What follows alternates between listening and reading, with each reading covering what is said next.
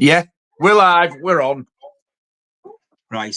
Okay, we'll dispense with the introductory countdown, so we'll just get straight into it. Well, can I just say one thing? It's great to have you on. Nice to have you. Yeah, after all that, you know. It's great to be here after all that, yeah. lad. Oh, I couldn't believe it. I just couldn't believe it. I thought, oh no, bloody hell, of all nights when Nigel's going to come on, you know. Yeah. I know. Anyway, yeah. It's anyway, we're here now. So if We're we go here. on till if we go on till about 11, is that all right? Yeah, no bother. Yeah. Yeah, all right, Nigel. Okay, Yeah. then. So before we get into the comments, okay then, everybody. I'm back. Alan Scouser's back live, just about on another Thursday night. And as you can see, I've got a very special guest here with me.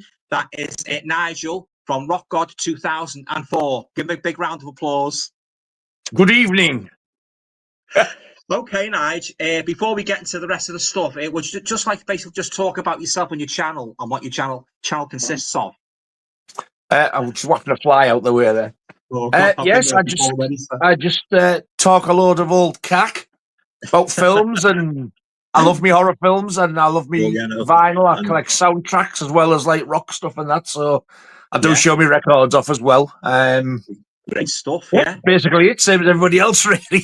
Yeah, very good channel. Yeah, and I like the little humorous things you put in, when you're doing the videos, the carry-ons. Because I like doing that myself, as you know. You know, I think it adds a little bit of spice to the videos. You know, just put them in. I was watching one of yours about 2 weeks ago, and it popped up, and I went, "Ee, cheeky, where have you got that from?"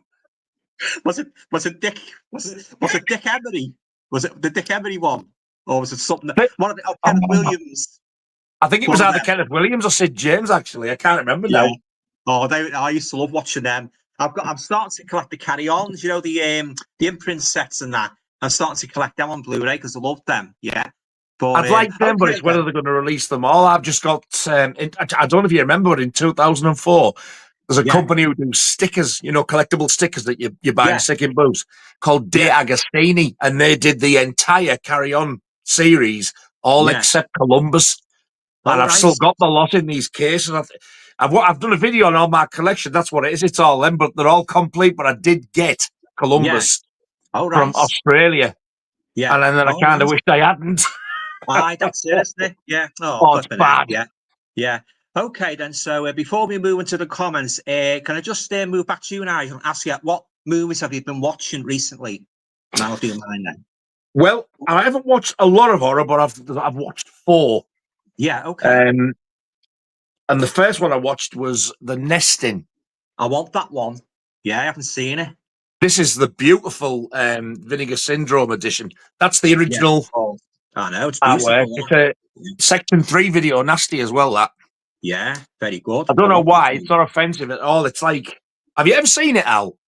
Never seen it, Nige. Never. No. Right. You might find it a bit slow. I don't, but I tell you what, there's just something about this film. I love it. It's like a sort of a ghost story, if you like. Well, I like a good ghost story. Yeah, definitely worth watching. Yeah, definitely. I like that. So I watched that. Yeah, great. And then I got this. You'll probably hate this. You can't get this on official release, so this is a bootleg. This is the Netflix Texas Chainsaw Massacre. No, it's funny you should say that. I'm after that. I haven't seen it. I want to see that. Yeah, I haven't seen it.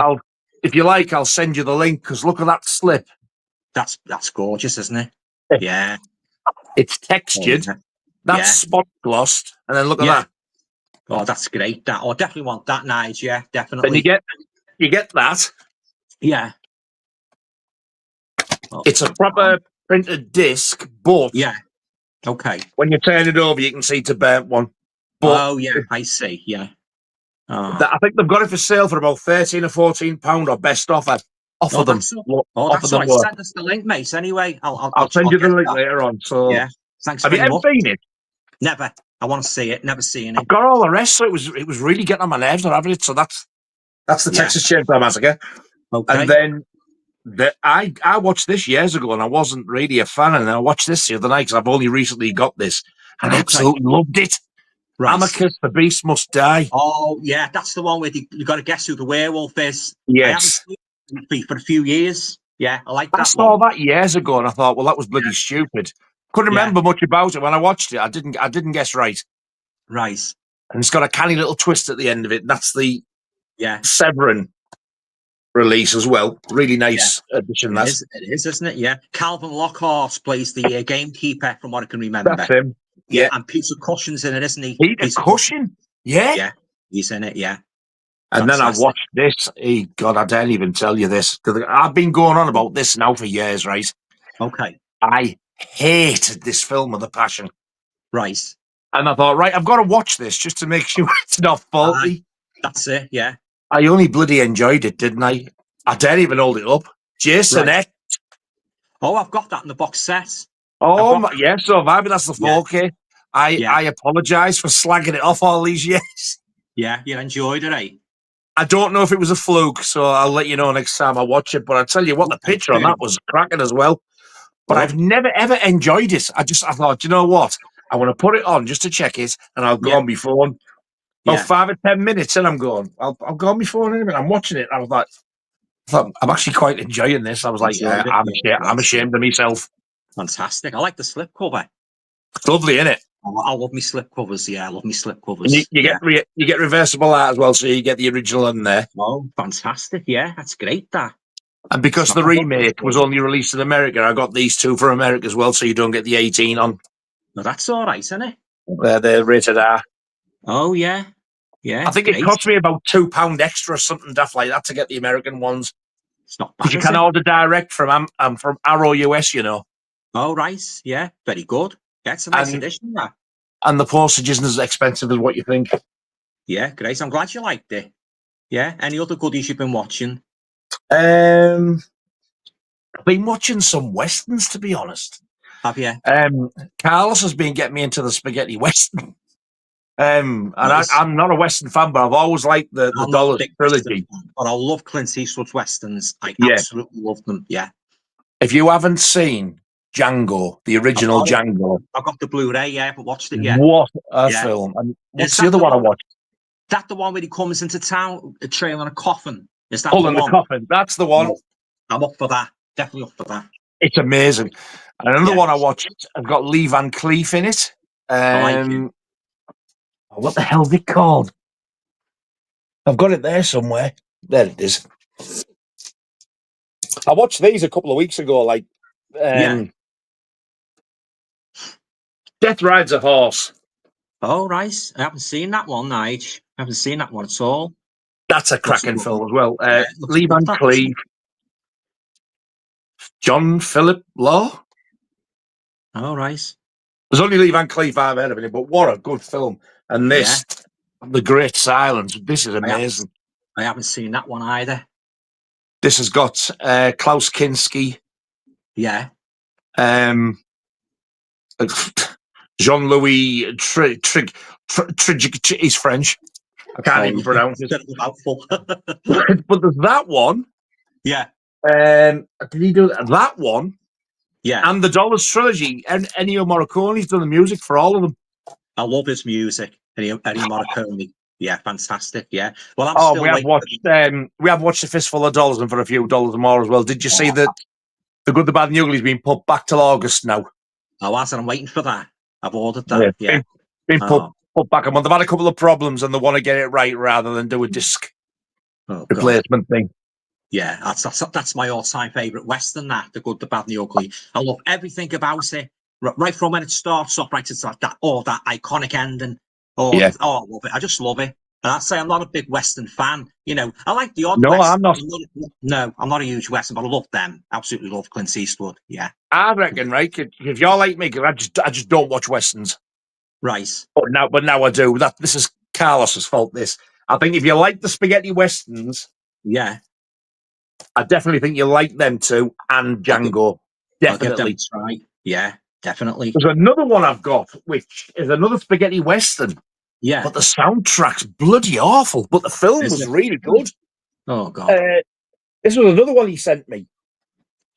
But I've watched this one as well. This is the guy who actually plays Django, Keoma. Oh, Keoma. That looks a good one as well. That's just come out. Franco Nero, yeah. I think CF Cult Films it's on. Yeah. Cracking film, but my God, try and ignore the woman singer because the soundtrack's awful. Oh God! I think you told me about that a couple of weeks ago. I thought I'll have to put my earplugs in because I think I've got that one because I bought a load the other day and I think I've got that one. I haven't watched it yet. It gets to quite a vital point of the film. Yeah. And she's singing away. And the stupid bugger sings about what's going to happen. She spoils it. Oh, I'm not going to tell you, but yet she goes blah, blah, blah, blah. And then what she's just sang happens, I was going to go, what the hell was the point of that?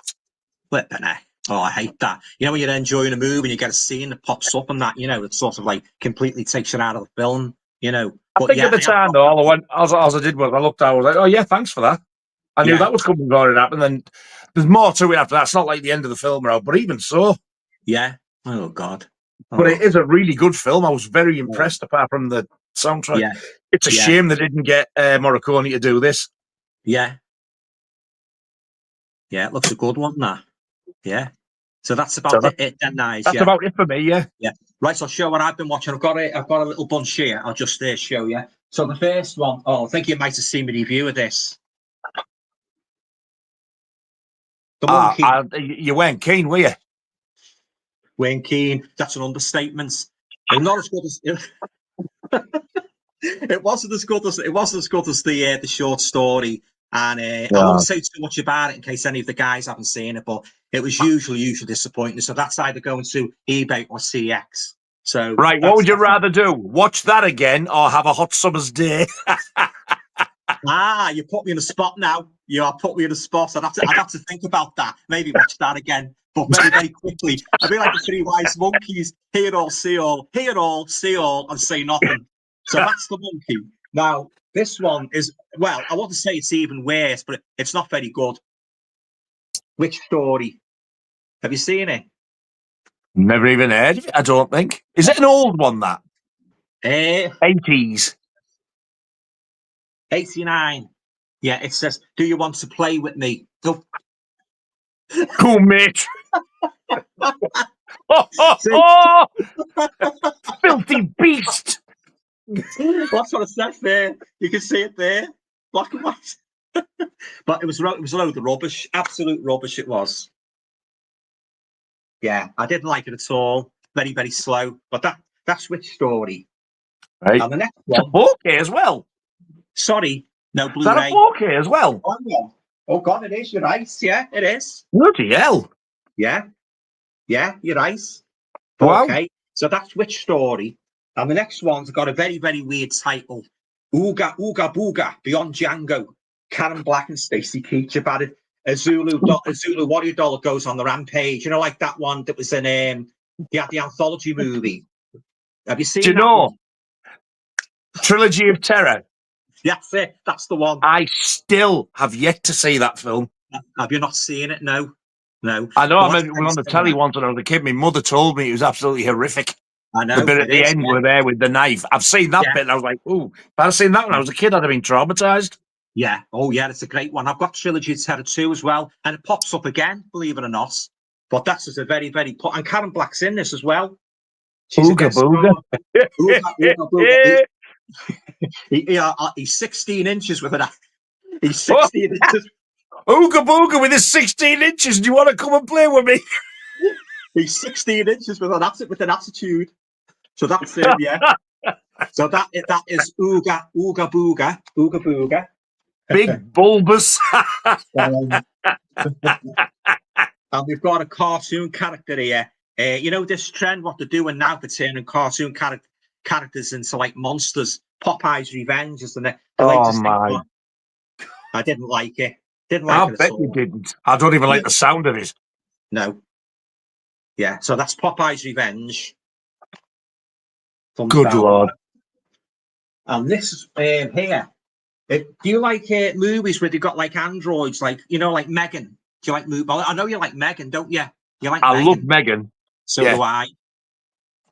Very, very poor rip-off of Megan. Subservient, starring Megan Fox. Load of pants it was. Yeah. Wouldn't recommend it. And we've got another disappointing one, The Vineyard. Not doing very good tonight, am I? The Vineyard. No. The Vineyard. That This is title sounds familiar. Yeah, The Vineyard. Very, very slow, very, very dull, and very, very sleep-inducing. So I didn't like that. Now, this isn't bad. You might have this one anyway. It's an 88 films one, and it's called Nine Guests for a Crime. Have you got that one? Oh, no. Is that like a Giallo film? Yeah, exactly, like a Giallo, yeah. Has that just come out? Yeah. Agatha Christie, 10 Little Indians as well. Yeah, it's not bad. It's not great, but it's better than that load of tosh. Yeah. And you get like, you get a booklet, and you get, obviously, yeah, it's like a Giallo. It's okay. I do like a good Giallo film. Oh, I do. My favourite one is The Bird with the Crystal Plumage. That's my favourite Giallo. Oh, I love that.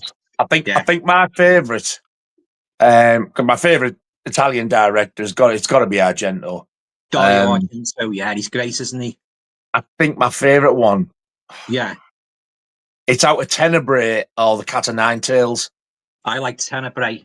That's my favourite one of the two. Have you seen The Cat o' Nine Tails with Carl Malden? Yeah, it's more of a kind of like a psychological thriller, isn't it? Yeah. I do prefer Tenebrae because that's more gut-wrenching Tenebrae. Yeah. But I Video Nasty, that. Section 1 as well. Yeah, I love Tenebrae. Yeah. I do. Very good, yeah. Oh, and you're going to laugh at this one. What I'm going to show you. Might have these already. If it's for Smurfs, no, I don't. Have you heard of Russ Meyer? Oh my God, you haven't bought them. I've heard of him, but I've never seen it. Oh Christ! Hitler gets killed by a piranha. He got them as well. You pair of filthy beasts. I know he did. Yeah. But I got it like more for the story, you know. I like a good story. You know. That's his story, boys and girls, and he's sticking to it. I wasn't impressed actually. I watched it the other night, and there was too much nudity in it. There wasn't much storyline. So that's what I mean. I can't see them being. I'll tell you what, they're not cheap, them either. No, around about 30 quid mark. And this is a big box set. Terror in the Fog. They're all black and white ones. There's 6 movies on there. Oh. There you go.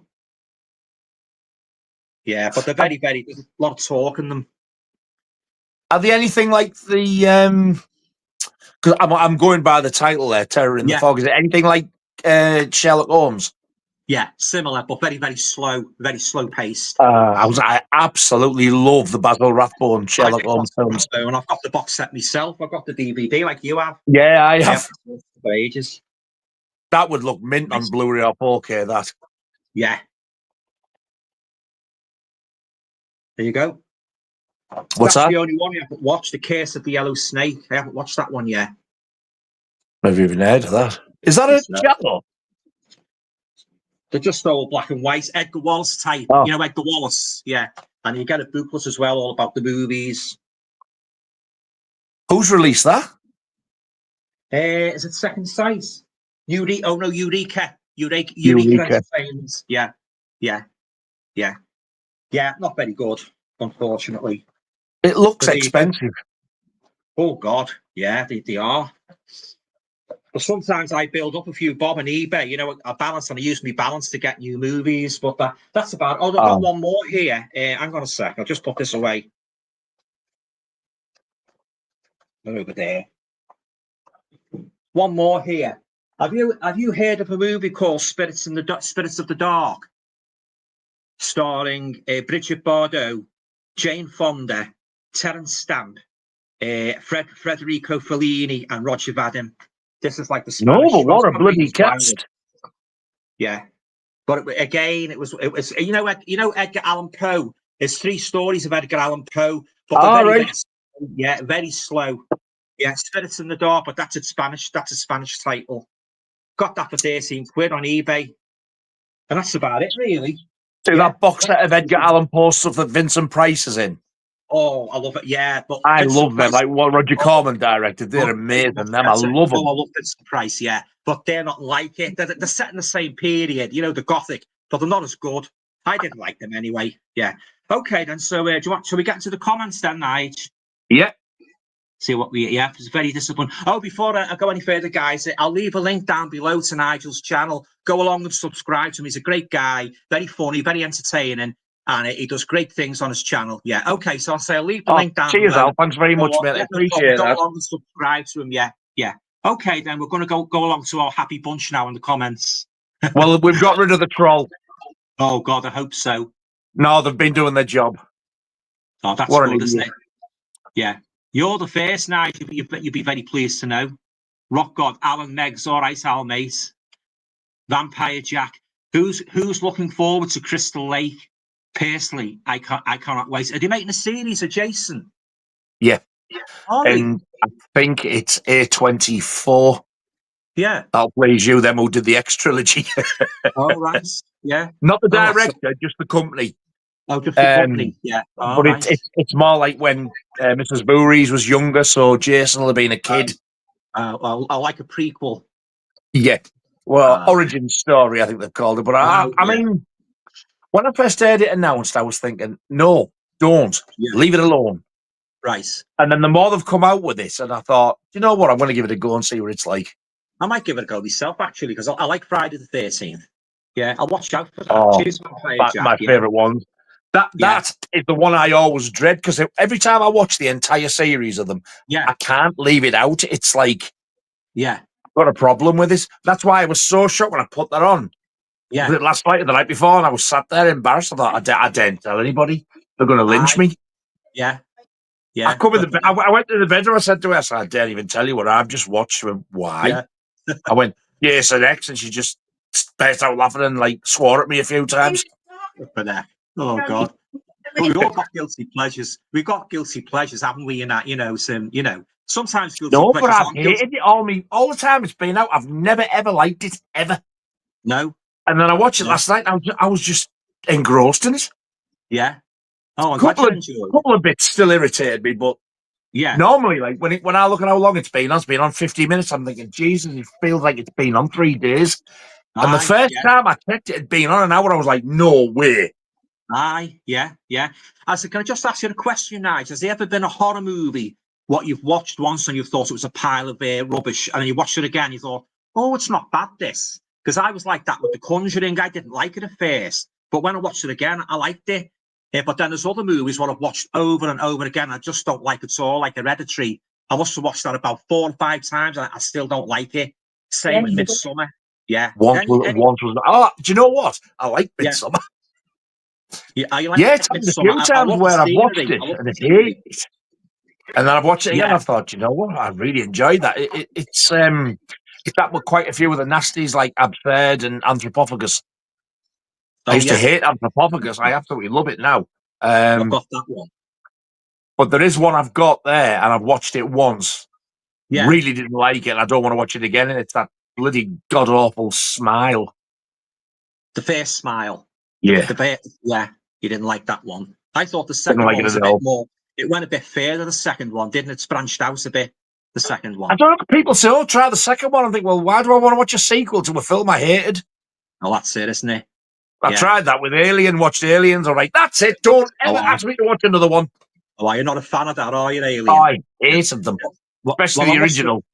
I must admit, out of all the Alien movies, if funny enough, it's the first one I can only really watch because it's more of a horror. I know it's a bit of a slow burner, but that's the only one I really like. The others are they're more like battles, aren't they? Aliens is more like a big space marine thing, That's the main reason why I've always hated that, because it's sci-fi. I cannot stand sci-fi. No, I'm not a big sci-fi fan myself. I only like the odd one. There's always the exception. I mean, I've just got The Running Man and I watched that. I had to stop it because I was due on here. But I love Total Recall, and I absolutely love RoboCop. So there's always exceptions. Yeah, that's it. Yeah, very popular movie, RoboCop, isn't it? I've never seen it right through, but I've only seen trailers of it. But it's very, very fantastic. It really is. Yeah. Oh, the that's good. Is just about non-stop. And good special effects as well. Yeah, it's really violent as well. Yeah. And we've got Vampire Jack seriously looking like this stream isn't going to happen. Well, we're here now. Come back. We're here in the flesh. We're here. We're here in the flesh. And we've got Stephen Moles. Hi, everyone. You okay, All bud? right, Stephen. Thanks for stopping by. Nice to see you. And we've got Tammyville. Away, man. Away, man, Alan. Sounds like away the lads. The Newcastle football team, away the lads. away, Alan. Is that the girl who's studying? She's got an assignment to do, and she's going to be listening in the background as well. I'm sure that was her. Which one's that? The one that's just been on. Comment who said "Away, Alan, man." Yeah, I'm sure that was her. I could be wrong, but I'm sure that's it. Tammy. Right. There. And we've got AC's horror fan. AC says maybe something up with Alan or his mum. Hope all okay. Yeah, everything's okay. Yeah, not too bad. As I say, we got there in the end. As you can see. Scroll down a bit. I think we've got that dodgy character here, Nigel, what you said about before. There's a dodgy one, isn't there? Is it true action? That's him. Yeah. Is he back? Oh, is that from earlier? It must have been from earlier. Ah. I hope so. And we've got Jim Jam Movies and TV. Good evening, all. You okay, mate? Thanks for stopping by. There's quite a few here. What from what's the name? The Dales fella. I think I've answered him once. Yeah. And we've got Jim Jam. There's quite a few there. Just best ignoring them. Yeah. So is the stream going ahead? Well, as you can see, we're here. And Tammyville saying, "Oh dear, I'm studying tonight." So I'll keep it rolling in the background. Yeah, that's it. And hopefully you'll be up and running soon. Well, we're up and running now, as you can see. Well, if you are studying, hello, my love, we finally got you. Yeah. I was beginning to give up hope, I thought, when is it going to come on? And we've got Thomas Likes Films StreamYard is experiencing an outrage. Yeah, we gathered that, according to their site. Worldwide, apparently. Oh, is it worldwide, is it? Mm. Yeah. And there's your good self, Nige. Going to hang around for another half an hour, yeah? And your good self again. I said, yeah, I didn't want to show up. That's why I'm here, you absolute star sign, question mark, and all that. I was answering that idiot. Ah, yeah. What an absolute melt. Yeah. Lol.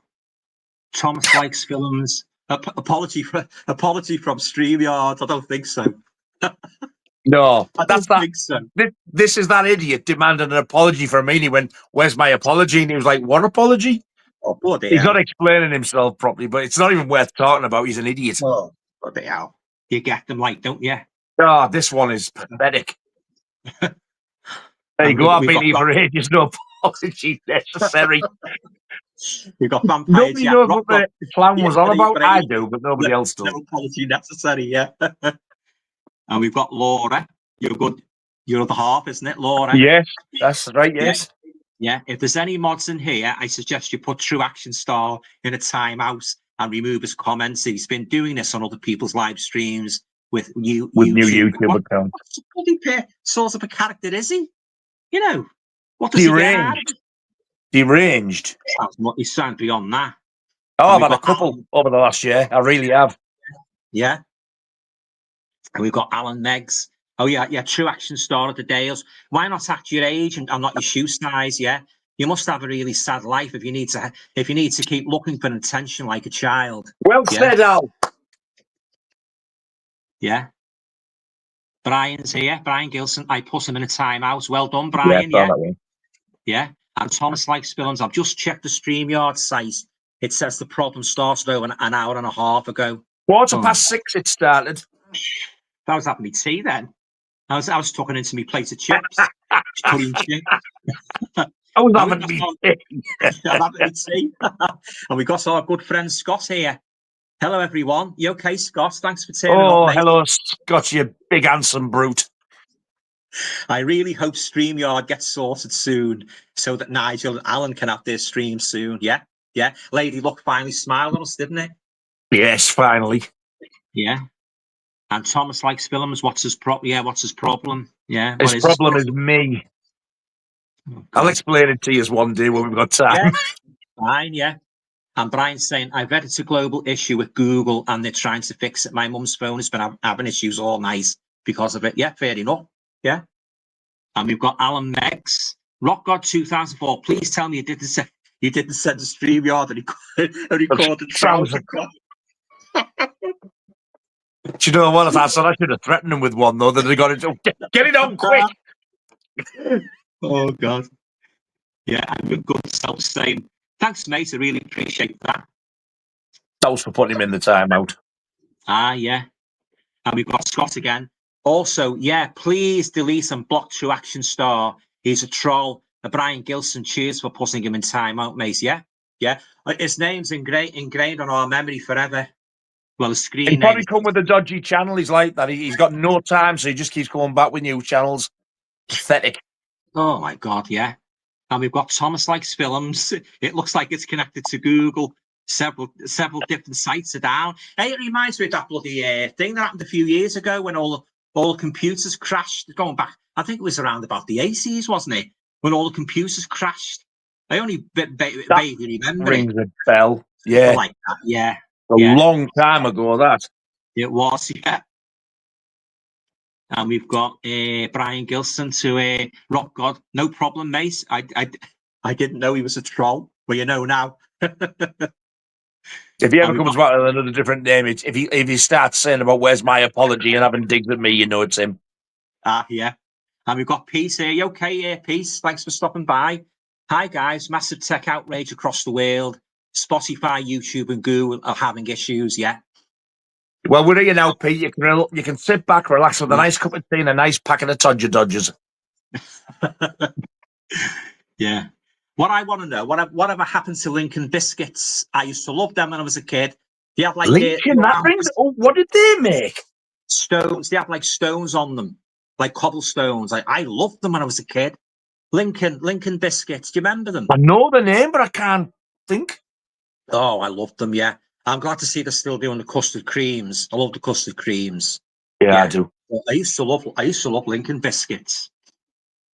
I like Nice as well, but they seem to be cutting back on the sugar. They don't seem to be putting as much sugar on. Yeah. And we've got Scott here. Hello, Pete. Wow, Spotify as well. Yeah. It's gone right across the board, hasn't it? Yeah. And we've got your good self, Nige. Yeah, I saw that. Looks like it's been dodgy since about 6:15. Yeah. Yeah. And we've got Pete here. Hey, Scott. Yeah, it's on the news. Oh, so on the news? Yeah, on the news. Yeah. Alan's saying, I'm watching Witness on Arrow 4K. I haven't seen it. Anyone a fan? Have you seen Witness, Nige? Absolutely love it. Oh, do you like it, do you? Yeah. I got that about, I can't remember, a year or 2 years ago off Arrow in the US, and it's only just come out over here now. Oh, has it? I haven't seen it. I'll have to check that out. It's got Harrison Ford in it. Yeah. There's a little boy, and he witnesses a murder. Right. Okay. It's like a gang thing. So they see him, and the gang members are looking for this kid to finish him off. So they hide him in one of those, those Amish towns. Yeah. Yeah. So he's in there, and he's dressed up as an Amish kid and all that lot, and he's just like very low key. And Harrison Ford looking after him. It's really, really good. I'll have to check that one out. Yeah, Witness. I've seen bits of it. Like I haven't seen it right through. I'll definitely have to check that one out. Kelly McGillis is in it. A very brief look at an unknown Viggo Mortensen. Yeah. All right. Great film. Yeah. I'll check that out. And Scott's saying, wow, that's insane piece. Yeah, it is, isn't it? Making the news. Yeah. Thomas Likes Films. I bet it's I presume he means Putin to blame. To blame. Putin. It's Putin's fault that went down. He's too occupied in here. What's the name? Isn't it Ukraine, I think? Yeah. When's that bloody war going to end? It's been going on forever. It's going on forever, I know. Yeah, Thomas Likes Films. He cut the cables. Cable guy. Jim Carrey, cable guy. Rock God 2004. Alan Meggs. I absolutely love Witness. Yeah, sounds good, that. And we've got Brian here. Witness is a great film. I'll definitely have to check that out. That Witness. I say I haven't seen it. There's just something about it. I love it. Yeah. And we've got Scott here. I love Witness as well. Yeah. Harrison Ford is great in that. Yeah. He is, and I don't normally like Harrison Ford, but he's fantastic in that. Yeah, that's good. Alan, Meg's franchises aside, it's my favourite Harrison Ford film. Yeah. It's definitely mine. Yeah. And we got your good self, Nige. Hey, Pete, Sod's Law happens tonight when I'm due on here for the first time. I couldn't believe it, to be honest. I thought, well, what the hell's this? I've never seen a message like this before. Tiny little words I've got and a white screen. Tiny little words. You need a bloody magnifying glass to look at them. You know? No suitable upload or something. It said something like that, didn't it? Unhealthy, yeah, something like that. Unhealthy upload, yeah, it was weird. Yeah. Oof. And we've got, who's this? James. I think it's just me that can't see or hear anything. I don't think you were alone, mate, tonight. Anyone else? Yeah, just heard about the outrage. It was an outrage. It was a bloody no, the outage. Outrage. The outage, it's dropped out, whatever the outage is. Whatever it was, it conked out, yeah, for a couple of hours. Yeah. And we've got Scott to Nigel and Gusser for you guys, yeah? Well, good job we're back on, like, isn't it? Because I was beginning to abandon hope, you know. Really I just hope everybody's come back and haven't buggered off and left us on our toes. Oh, no, yeah, because some people like he's not going to come on, I'm going now. You know, you got nobody in the room. Well, somebody said, I'm going to go and watch a film because they obviously just give up. Yeah, like the Mary Celeste, everybody's gone. Yeah. The Mary Celeste, yeah. Rock God, yeah, it's back up, I think, yeah. Definitely. And Scott, so I hope so. Pete's saying, hey, Nige, I'm really gutted for you, Alan, and you. Hopefully something will be done. Well, I'm glad they sorted that out anyway. Yeah. Pete's saying it's open. Tammy Bill sends. I thought they were love arts at first. The drums aren't they? They're like that's supposed to be a drum roll. Some of these icons are weird. I don't understand them at all. I'm guessing that's what it's supposed to be. Yeah. Scott's saying, hope you're well, by the way, Pete. Hey, Peace. I'm doing good, mate. Hope you're well. Yeah. And Pete's saying, I'm looking forward to stream tomorrow night. Oh, you're on tomorrow, aren't you? You're on tomorrow with your little gang. Yeah. I hope we're doing a this carry on again. Oh, no. I'll pray for you. Yeah. Oh, it's Friday the 13th tomorrow. And I tell you what, the reason I said to Scott, we're making a Friday the 13th special is you're right. If you ever watch the film, if you listen to the radio at the beginning, they go, it's Friday the 13th of June. And it is. Oh, God. So Jason might jump in one of our rooms with his chopper.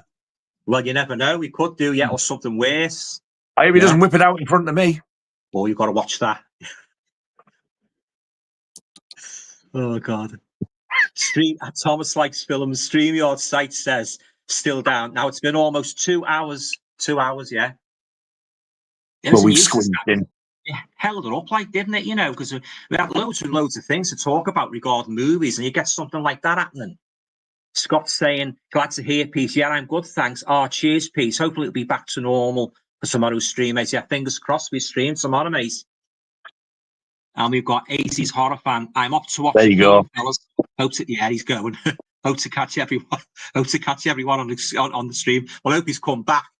I'm hoping he checks and goes, oh, bloody hell, they're on. Come back again. Yeah. I would just start talking ourselves. And you're saying it's getting me in the StreamYard site, but then it's just going really slow. It might not be ready after all. I can imagine you sick. I can imagine the air was turning blue night when you were sitting in front of your computer. I can imagine. Yeah. I was like, yes, I'm in. Then the thing was going round and round and round. I want you. Yeah. Building your hopes up. I know. Pete's saying, fingers crossed it'll be okay tomorrow night. Yeah. Yeah. I hope it goes all right for you tomorrow, mate, with your stream. I think if it doesn't, there'll be a lot of angry people globally. You telling me, yeah. Yeah. Rock God's saying, cheers, peace. Oh, it's bloody warm. It is, isn't it? Scott's saying, such a shame about tonight, though. Hopefully, we'll be back on in a few minutes. We are, so come on, give us questions. I'm just thinking to myself, everybody must have been holding their breath. I'm looking at the watch and saying, it's not on by bloody 9 o'clock when I'm off. I'm going to watch a movie, you know. Then, when you said it's on, oh God, I nearly fell off my chair with ecstasy, you know. Not going to take it, like. Wait to reply back. Really, I'm thinking, never mind, really, just get on quick. I felt like when Liverpool won the FA Cup in 1974 when they beat Newcastle. You know, I was used to be really mad on Liverpool in the 70s. You know, Liverpool, but as the years have gone by, the interest has waned now in football. I only watch the odd match, you know, but I used to be I've mad never on liked Liverpool. it. I've never liked it. My mum hates it. She's like, that bloody football on again. Oh, not watching that. Yeah. No. Me, I'm in. Just waiting for Alan. Scott says, yeah, yes, come on, Nigel. Scott's saying, hopefully Alan is okay, yeah? I'm in one piece. Yeah, he is. James F, hooray, well done all. And Jim Jam saying, I thought he was impersonating the snake there. Yes. That reminds me of a certain movie starring Oliver Reed. He was in a movie called, I think it was called, yeah. I've never seen it. No, but I'm sure he was in a movie just called, because there's been there is one called that. He wasn't in Venom, was he? With Susan George. He was in Venom. I believe that was the one. You're right, Susan George, Venom. Yeah, I get mixed up with those snake movies, like all the shark movies. There's only one shark movie for me. I'm sure you'll agree. Jaws. That's the only one. The others are rip-offs, you know. And of course, the only shark film that's worth bothering with is Sharknado. No, it's not. I'm joking. That's where they go. That's where they go. Have you seen it? Up in the air, isn't it? Good God, give me strength.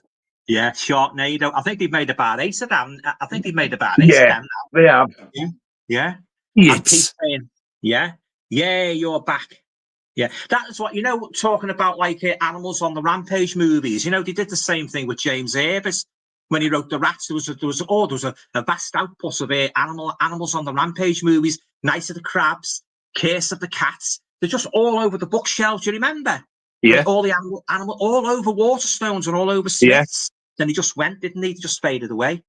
Yeah, but The Rats. I would love to see a film. Did you ever read his book Moon? I read it years ago in the 80s. Yeah. I was terrified when I read that in the 80s. I thought, what a cracking film that'd make, and they never did. No. They made one called Deadly Eyes of the Rats, but what they did, they had dachshunds with like rat stings on them, and they were all running around the set barking. Yeah. You could tell they weren't real rats and that, you know. Night of the Barking Rats.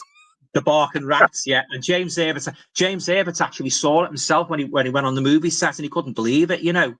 But The Fog would be a brutal movie to make. Have you ever had The Fog? Oh God, I think I read it years ago. I can't remember anything about it because I always assumed that the John Carpenter film was based on it. It's a totally different thing. A lot of people think that, you know. Yeah, a lot of people think that, but The Fog was different. Yeah, a lot of people mistake that for the James Erbert. No, it's totally different. The Fog's to do with pirates, whereas the Fog, the James Erbert, it's like this stuff comes out the ground and it drives everybody nuts. You know, it's like a green misty fog, and there's a big earthquake, and it just comes up out the ground and infects everybody. It's a bit like The Dark. He wrote The Dark a couple of years after that, and it's pretty similar. You know, I love James Erbert. I wish he was still here now, writing books. I know. Fantastic writer. He enjoyed Fluke. That was different. Oh, the man who thinks he's a dog, or the dog who thinks he's a man. Yeah. You know, they wanted to make that dog Raver the first. You know, it being James Erbert. Why don't you make it Raver? No, he said, I'm going to do something different, and it paid off, didn't it? Yeah, it did. That's one of his most loved books. That. Yeah. It was like the dog was going to the family, and it was like, her deceased husband and the kid's dad. I think his soul was supposed to be in the dog, and he was trying to tell him it's me, type of thing. Right. Very, very different for James Erbert it was at the time. Oh, very clever as well. Very, very cleverly written. Scott's saying, yeah. Thomas H. Yeah. Brian Gilson. Hi, guys. Hi, Bri. Scott, hello, guys. I presume this next string of comments is when we're back. You know, we actually come back onto the scene, and they're all seeing us like, Oh, an amazing 80s horror fan. Tammyville. Yeah, hello, lads. Kyra hello, Gleason. me love. Are you studying well there? Don't be letting us put you off. Kyra. Hi, hey, Alan. Hey, Kyra. Jim Jam. What was the now this seems like a good question. Jim Jam is asking us, what was the first ever horror film you remember seeing? I remember mine. Do you remember yours, Nige? As a little kid, the one that I remember, the most. Yeah. I can't pinpoint which. It'll be one of three. I Yeah. can remember the original Universal, where Wolfman, Right. Okay. the Bela Lugosi Dracula, and Dracula Prince of Darkness, because that bit where he Right. yanks him up and goes, Oh God, that's brutal. that Yeah, traumatized me. brutal. That, yeah. Well, the very first horror movie, I've said this countless times on my channel. You must know what I'm going to say. Frankenstein, Boris Karloff, 1931. That was the movie that made me a horror fan, because I used to stay up. I used to have a little, I was talking about our old little black and white telly in the corner in the late 60s. And when my mum and dad used to go to bed, I used to sneak inside and watch the Universal horror movies and that. And Frankenstein was the one. I was just fascinated by all the villagers with the torches and the windmill on fire. And the Bride of Frankenstein, that was a revelation. You talk about Psycho and Psycho 2. They're my two favourite sequels. I was watching Jordan the other night and he was saying about how great Psycho 2 was when he was showing his, when he's watching I love Psycho 2. Yeah, fantastic, yeah. But The Bride of Frankenstein, because there was a little bit, there was horror in it, there was humour in it, there was all sorts of things in that movie. Dr. Pretorius with the little the little things in the bottles and that, and Boris Karloff, you really felt sorry for him, He done like sort of like when the villagers got him, they done like a mock crucifixion scene, didn't he? They sort of tied him up like that. Oh, yeah, you actually felt sorry for him. But in The Son of Frankenstein, he was really brutal, because he came back like to the castle, and a son in Basil Rathbone. You talked about Basil Rathbone before. He comes back to the castle to inherit his father's, and I haven't saw that one yet. Son of. Have you not seen it? It's very good. Not yet, no. He's real monstrous in that. I won't tell you too much about it, but he goes back to his monstrous self. But yeah, getting back to the first horror film is Frankenstein, and I became a monster kid. You got a name for people like me that like monster films from the 60s. They're called monster kids, and they've actually got a forum called Monster Kids. They all like the Universal movies, yeah. Because I was always, I live in Birkenhead, and I was always going around the shops looking for horror comics from America. And when I actually got one, oh God, I was ecstatic, because you couldn't get them. They were very, very rare. No. And there was a newsagent where I lived, and used to stack them, all American comics and that, Oh, it was in the elements, it really was. But yeah. I'd love to get me mitt on some of them. Oh yeah, and the Monster Mag, later on, the Hammer films, the coloured ones, you get two posters, fold out to two posters. Loved I was just going to say there, when I was a kid, I remember my brother used to buy the Hammer ones. Yeah, I bought and the one I remember had on the back page, it had a full page advert for the reptile. Oh, the reptile! I like that one. And it also had the comic strip story of the film itself.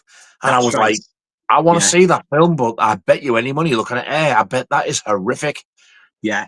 When I finally saw it, now I absolutely love it. I think what a cracking film it is. I loved all them. My three favourite horror studios are Universal, Amicus, and the other one, what is it? Hammer. Universal, Hammer, Universal, and Amicus. They're my three favourite horror studios. I like Tygon as well. They do pretty good movies, Tygon. But yeah, so getting back to Jim Jam's question, that was the very first horror film, and had a big influence on me, and that was the movie that made me a lifelong horror fan. Yeah. So there you go. So we'll move on to Kevin William Wardle. And he's saying, oh, hey, Mrs. Oh, Mrs.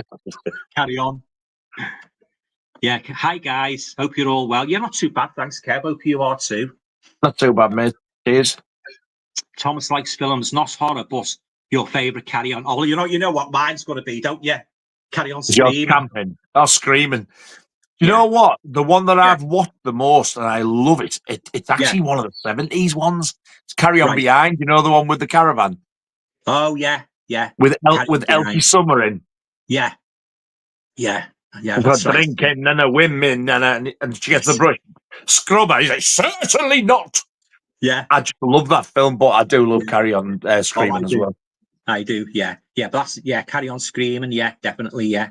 I like the early black and white ones as well. Carry On Sergeant, Carry On Constable, and but there's not all that many that I'm not keen on. I like, but I must admit, I do have that little bit of preference for the ones set in the modern day.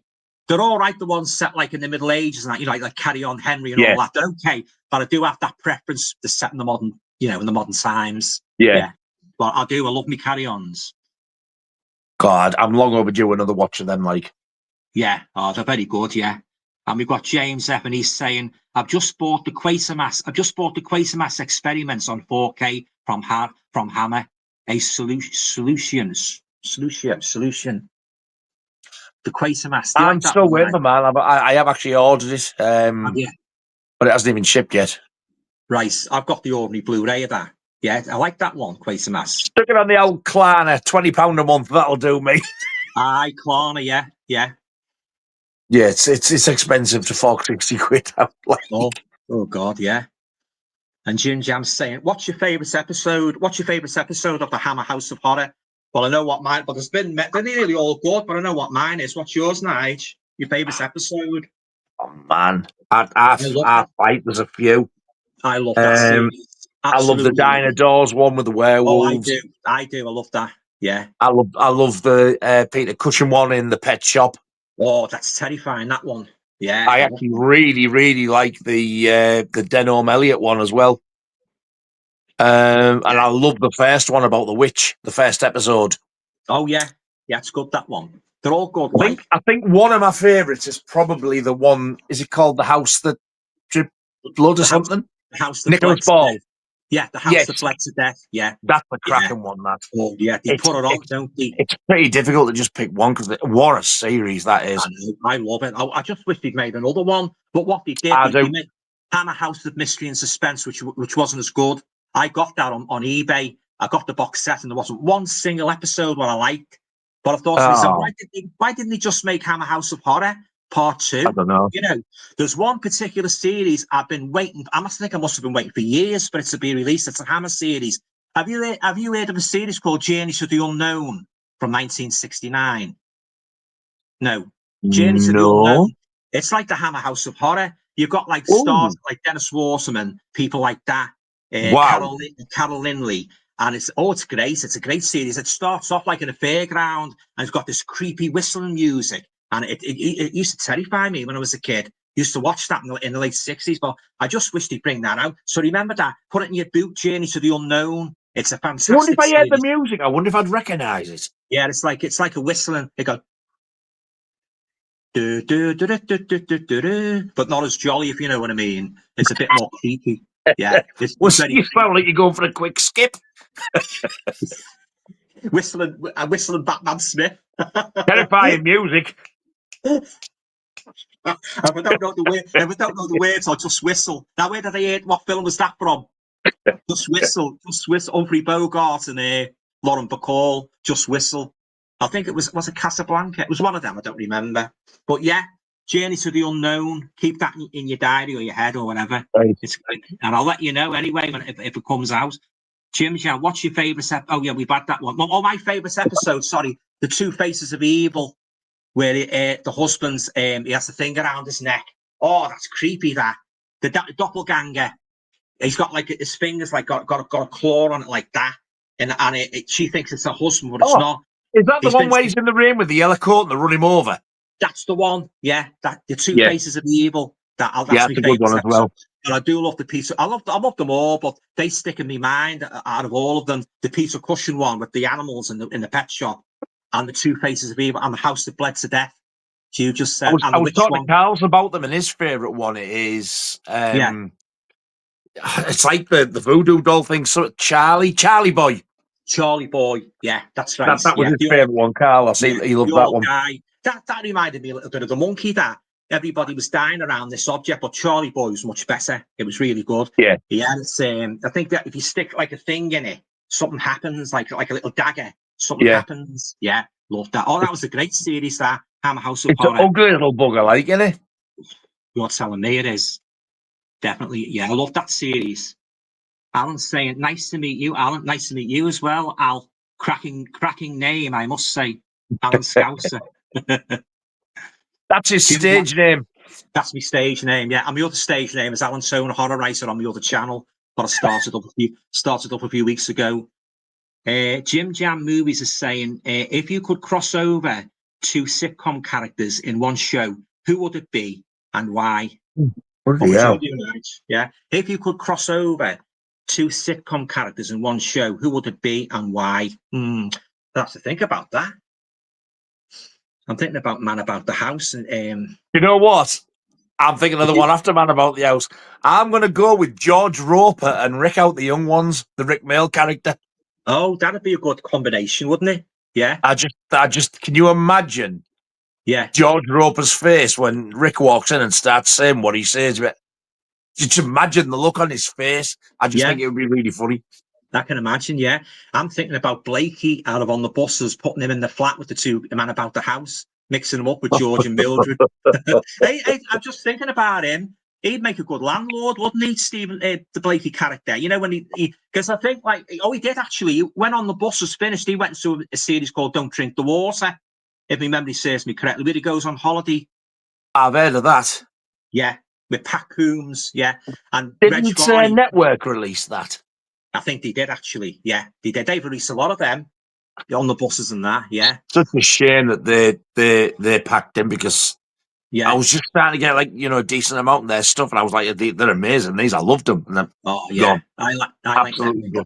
Yeah, The Likely Lads. I've got all them. The Likely Lads, Please Say, Man About the House, George. I've got all them. Yeah, I've got Man About the House, George and Mildred, and Robin's Nest.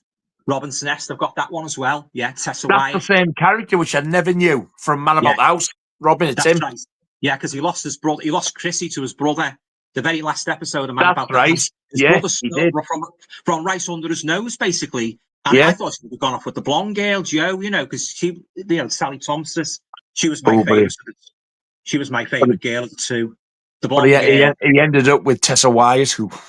Oh, Tessa Wyatt, she's nice. Tessa Wyatt, yeah. Used to go with Tony Blackburn, yeah.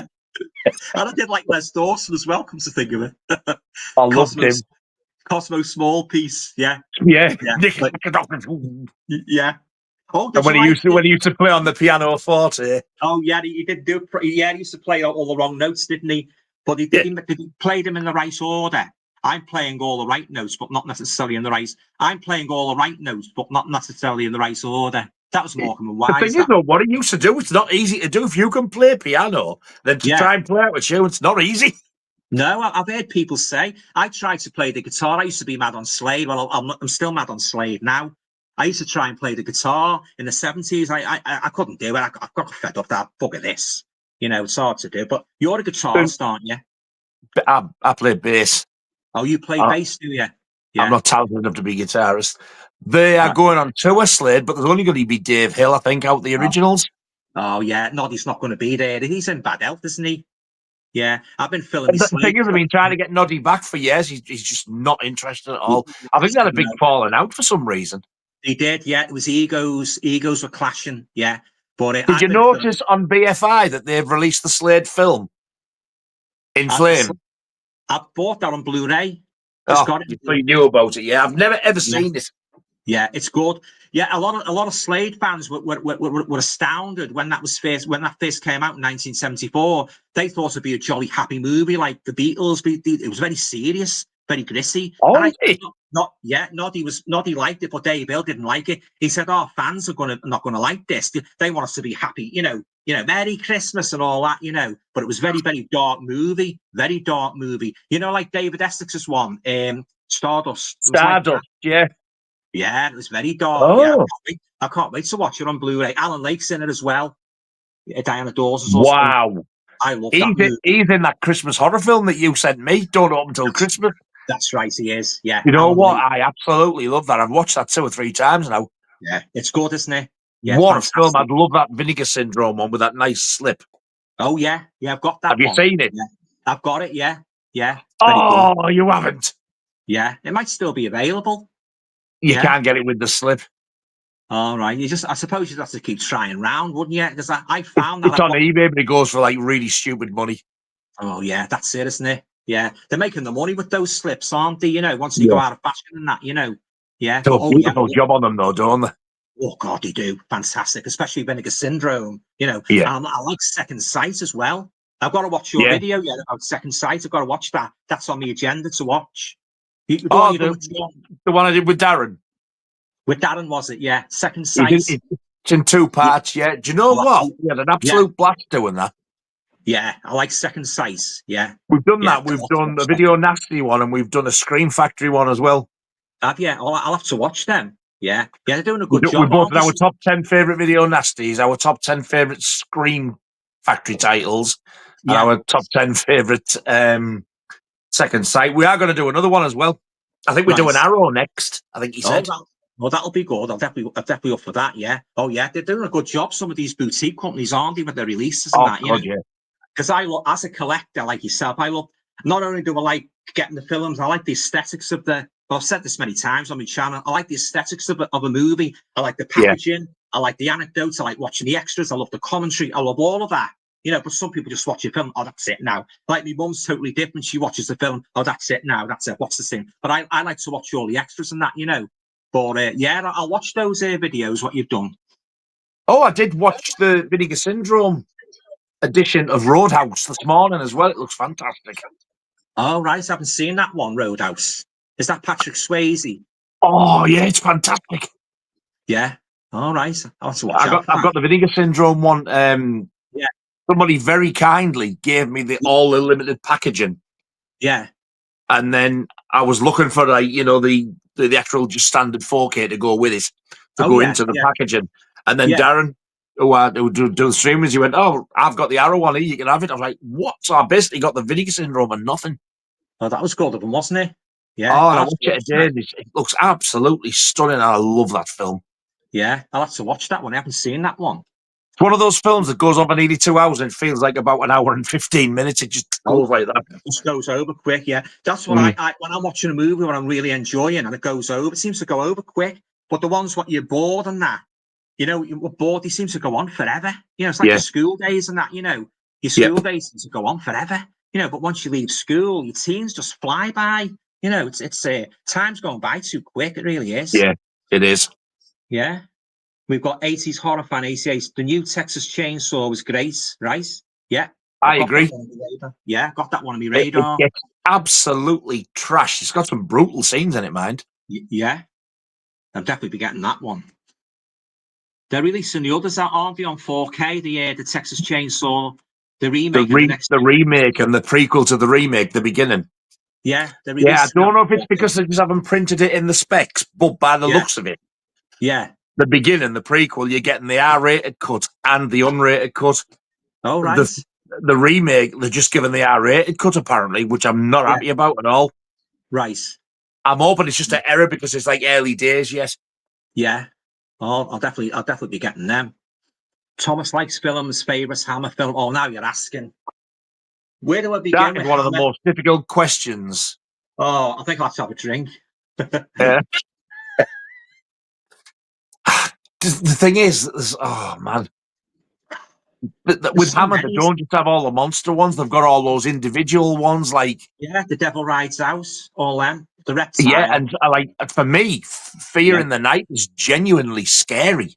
I like that one. Piece of caution. He plays I love that one. Yeah, it's great. That one. I don't know whether the best way I can answer it is my favourite one with all the classic horror monsters in. Yeah, I would probably say it's either the original Dracula or Taste the Blood of Dracula. I love that one as well. Oh, I like that one as well. I like all of them. Standalone film, I think my favourite one, the one that I got the most enjoyment out when I watched them all, was Dr. Jekyll and Sister Hyde. Oh, Ralph Bates. I like that one as well. What a film. It's amazing. Yeah, and wouldn't you think, though, they were brother and sister. The likeness was stunning. You'd actually think they're brother and sister. Yeah, I like that one myself. He played a hell of a part as well, because he normally doesn't do stuff like, well, he obviously does in the Hammer ones, but I remember him in Dear John. I do. I remember him in Dear John, yeah. He was daft as a bloody brush, but when you see him like, you think, whoa! Yeah. And when he played Lord Courtly in Taste of Blood of Dracula, he was very creepy and sinister, wasn't he? Yeah. Yeah. Would you like to experience like something, and he sort of like, he tries to convince them basically, and he succeeds into buying Dracula's, his cloak and the blood and that. That's great, that one. I love the beginning as well, where Roy Kinnear falls out the coach and that, Yes, I do. I want that. I want that. Yeah, them two weirdos in the carriage. I was like, running like that. Roy Kinnear, you can have his position. So I thought, why didn't you give him it before he decapitates you? I know, yeah. He just I couldn't let you have it for that. I'm like, you idiot, give him it. I know, and he just runs like Billy out through we the could all see it coming, but that daft bugger didn't. I know. And I tell you what I did like. I tell you what I did like in that movie. I liked the setting where he was in this, like, this church, this creepy church, and that had been stripped of all its holy relics and that. And the fella out of Last of the Summer Wine, where he put him down on the coffin and that, and he put the stake through him. Yeah. Great. Oh, I love Taste of Blood of Dracula. But Peter Sallis, isn't it? They called him. Yeah, Peter Sallis. That's it. Favorite Hammer film. The girl's father, though. How hypocritical can you get? He was a swine. You stay away from him, and you're married, and he's going to bloody brothels. I know. Yeah, biggest hypocrite in Hammer films. Yeah. Beast. I know. Jeffrey Keane. That's it. Jeffrey Keane. Now, if I was really pushed, it would be very, very close. It would be between Dracula 1958 and The Curse of Frankenstein 1957. But there's little to choose between them, if you know what I mean. It's very, very little to choose. It's like having two gorgeous girls beside you and not knowing which one. You know what I mean? It's that sort of thing, Or if you look at all the horror films, it's like having a whole army of them. I know, yeah. For me, it's like you've got to pick one of these. You can only have one of them. You can either have Caroline Munro. I know, exactly. What do they call her out of Taste of Blood of Dracula? Oh, Linda Hayden. Yeah, Veronica Carlson was in it. Veronica Carlson was in Dracula's Risen from the Grave, wasn't she? Linda Hayden was stunning, but then again, so was Caroline Munro. Yeah, and Veronica Carlson. Great. I mustn't forget Ingrid Pitt. Which one she is? The blonde girl. Have you seen Dracula's Risen from the Grave where he falls on the big crucifix at the end? He gets impaled. Yes. Well, there's a blonde girl in that, and he tries to vampirize her as well. But he said the boyfriend pushes him off the cliff, and as he pushes him off the cliff, Dracula falls onto this big crucifix, and it goes right through his body. He's like that. It goes right through. It comes out like that. That's my favorite. That is my favorite Dracula death scene. I remember when I saw that, I was thinking, bloody hell, for an old like Dracula, that's gruesome. It is, yeah. But there was one particular scene in I don't know what you think about this. You know the Satanic Rites of Dracula when he was in Modern Times. Have you seen that one? I call that a James Bond Dracula. Yeah. I can get that. I can't stand James Bond, but I know what you mean. It does have that feel to it. It does, yeah. Well, where Peter Cushing traditionally stakes him at the end and that. Dracula, deliberately, what does he do when he comes out? He comes out the house. He's trying to do the Black Death, isn't he? Unleash the Black Death everywhere. What does Dracula do? He comes out the house and he goes after Peter Cushing. He walks straight into a bloody hawthorn bush. And, you know what I mean? And he just falls like that. He comes out the end of the hawthorn bush. He's like that. And he falls down. And he's like down on the ground like that. He's got a crown of thorns over his head. And what does Peter Cushing do? He just administers the coup de grace and he goes. Well, I think that's a bit fun. That was a bit corny, that like. I don't know what you thought about that. Why would he deliberately walk? I haven't watched that one as much because those two 70s ones for me are the worst too. I like the Dracula films set in like the old Gothic times, like the originals where when it came up to like AD 1972, I was like, what the hell is this? I couldn't put my finger on what it was, but that's what it was. It was like they brought him into modern day. Yeah, but I thought, well, actually, Caroline Munro's looking fine, so that's all right. I'll watch it. Yeah, that's a redeeming factor. Yeah. And Christopher Lee himself didn't like doing those films. He got more and more fed up, And he said the only reason he used to go like that with his finger. The only reason why I did those movies, he said, well, if you don't do them, you're going to put a lot of people out of work, and that's the only reason. He always emphasizes it in interviews. The only reason why I played Dracula multiple times. Yeah. So there you go. He didn't do that for the reason when he went with that silly bugger. What do you call him? Jess Franco, and did his. Oh, I know. Count Dracula. Yeah. I don't know what he had, but he seemed like pretty close. Then he did loads with him. Oh, God, yeah. Jess Franco, yeah. I preferred the Hammer Dracula. It was all right, that one. I've got it on 4K. Count Dracula. I have. Yeah. But I did prefer the Hammer Dracula, the red line cloak and that, it was really creepy in them. But there's another story. I don't know what you make of. Now, let's see what you make of this. And I'll come back onto the comments in a minute. When they asked Christopher Lee, Dracula Prince of Darkness. Yeah. When they asked Christopher Lee to play that role for the second time, because he wasn't in Brides of Dracula, if you remember, but he was in Dracula Prince of Darkness. That's right. Yeah. He said to Christopher Lee, it's up to you what you want to believe. Christopher Lee said, I'm not saying those lines. He said, they're stupid. He said, But then I think it was Jimmy Sangster. He said, well, I didn't write any lines for Christopher Lee. So who do you believe? Christopher Lee maintains he wrote a lot of silly lines for him. But Jimmy Sangster said, I don't know what he's on about. I didn't write those lines. So who are you to believe? I still wonder about that to this day. Do you think it might have been Christopher Lee telling us Tall's story, or? I've only ever heard the Christopher Lee side of it, to be honest. I didn't know that somebody had said I didn't write them. Yeah. But I remember the story I heard was Christopher Lee was reading the script and he was like, I am not saying that. Yeah, I'll just go, exactly. I'll do the film, but I'm not speaking a word. That's right. I am the apocalypse he wanted him to say and all that, you know. I kind of believe it because in later ones he started talking again. He did. Yeah, he did. Yeah, especially in the last couple, Scouser Dracula. Yeah. Let's hope that if Hammer give us one of those beautiful deluxe box sets of the Dracula films, it might get explained one day. Yeah, you get loads of extras in and that'll be up for that. Yeah. And the Scouser Dracula, when Jenny Hanley, she said, like, I love that one as well. The big rubber, what? I love that one as well, Scouser Dracula. I like that as well. Yeah, they have all the rubber bats and that attacking the church. Yeah. Jenny Hanley, who was playing the girl in that, she turned around and said Christopher Lee got really angry because she started laughing. You know, when the bat was at her face, she couldn't stop laughing. And he said, don't be laughing. He said, this is serious stuff. He said, don't be laughing. He said, oh, she had to sort of like, you know, go all serious and that. He was very serious, Christopher Lee, wasn't he? He was very serious. How could anybody be serious looking at them rubber bats, though? I know, yeah. She couldn't stop. That's the clip that's used at the beginning of Fright Night. Yeah. The rubber bats, yeah. The rubber bats and him like looking around going. Yeah. Yeah, but he was very serious, Christopher Lee, wasn't he? But Peter Cushing was a bit more, what's the word, laid back, a bit more approachable. Peter Cushing is one of those people who I could just sit and listen to talk. Yeah. Oh, yeah. For hours. Yeah, he was great. He's got such a calming voice. Yeah. Yeah, and he can play a villain. He could play a villain, or he could play like a hero, couldn't he? He could play with equal skill, if you know what I mean. You know. Yeah. But whenever we used to watch the telly, like when I was a kid, and you know, all sitting around the telly, and we used to say, "Oh, Peter Cushing's on tonight with Christopher Lee. You could guarantee you're in for a treat at 10:30." When those two were in a movie, you could guarantee you were in for a big treat. Yeah, especially if it was Friday night. We had no school. I was going to say, did you used to watch those Saturday night double bills on BBC Two? I did indeed. I watched. You got a Universal Monster one, then you got a Hammer one. Every single one I watched of them. Yeah. I done me bloody nut one week. You know. They were going to show. I was really made up. I was excited. I said, "The Satanic Rites of Dracula's on tonight," and you know what I was doing? I was counting the days for it to come on because I found out on Monday it was going to be on the Saturday night. And I was saying to my mum and dad, "Oh, can't wait." And the minute the bloody thing came on, the telly broke, didn't it?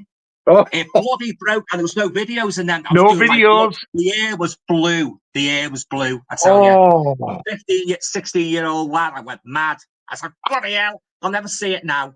So I had to wait to the early 80s to get it on bloody VHS. The Satanic Rites of Dracula. I don't know what it was. The telly just conked out, a bit like tonight, really. You know. Yeah. Somebody having a laugh watching over, aren't they? Yeah. Well, you reckon you can sort of like tamper with instruments and electrical things. We've had a few experiences in our house of ghosts and that. I could do a video about it. Like I'll do a video one day. We've had a lot of strange experiences when my dad passed away and that. Yeah, definitely. Wow. Mm.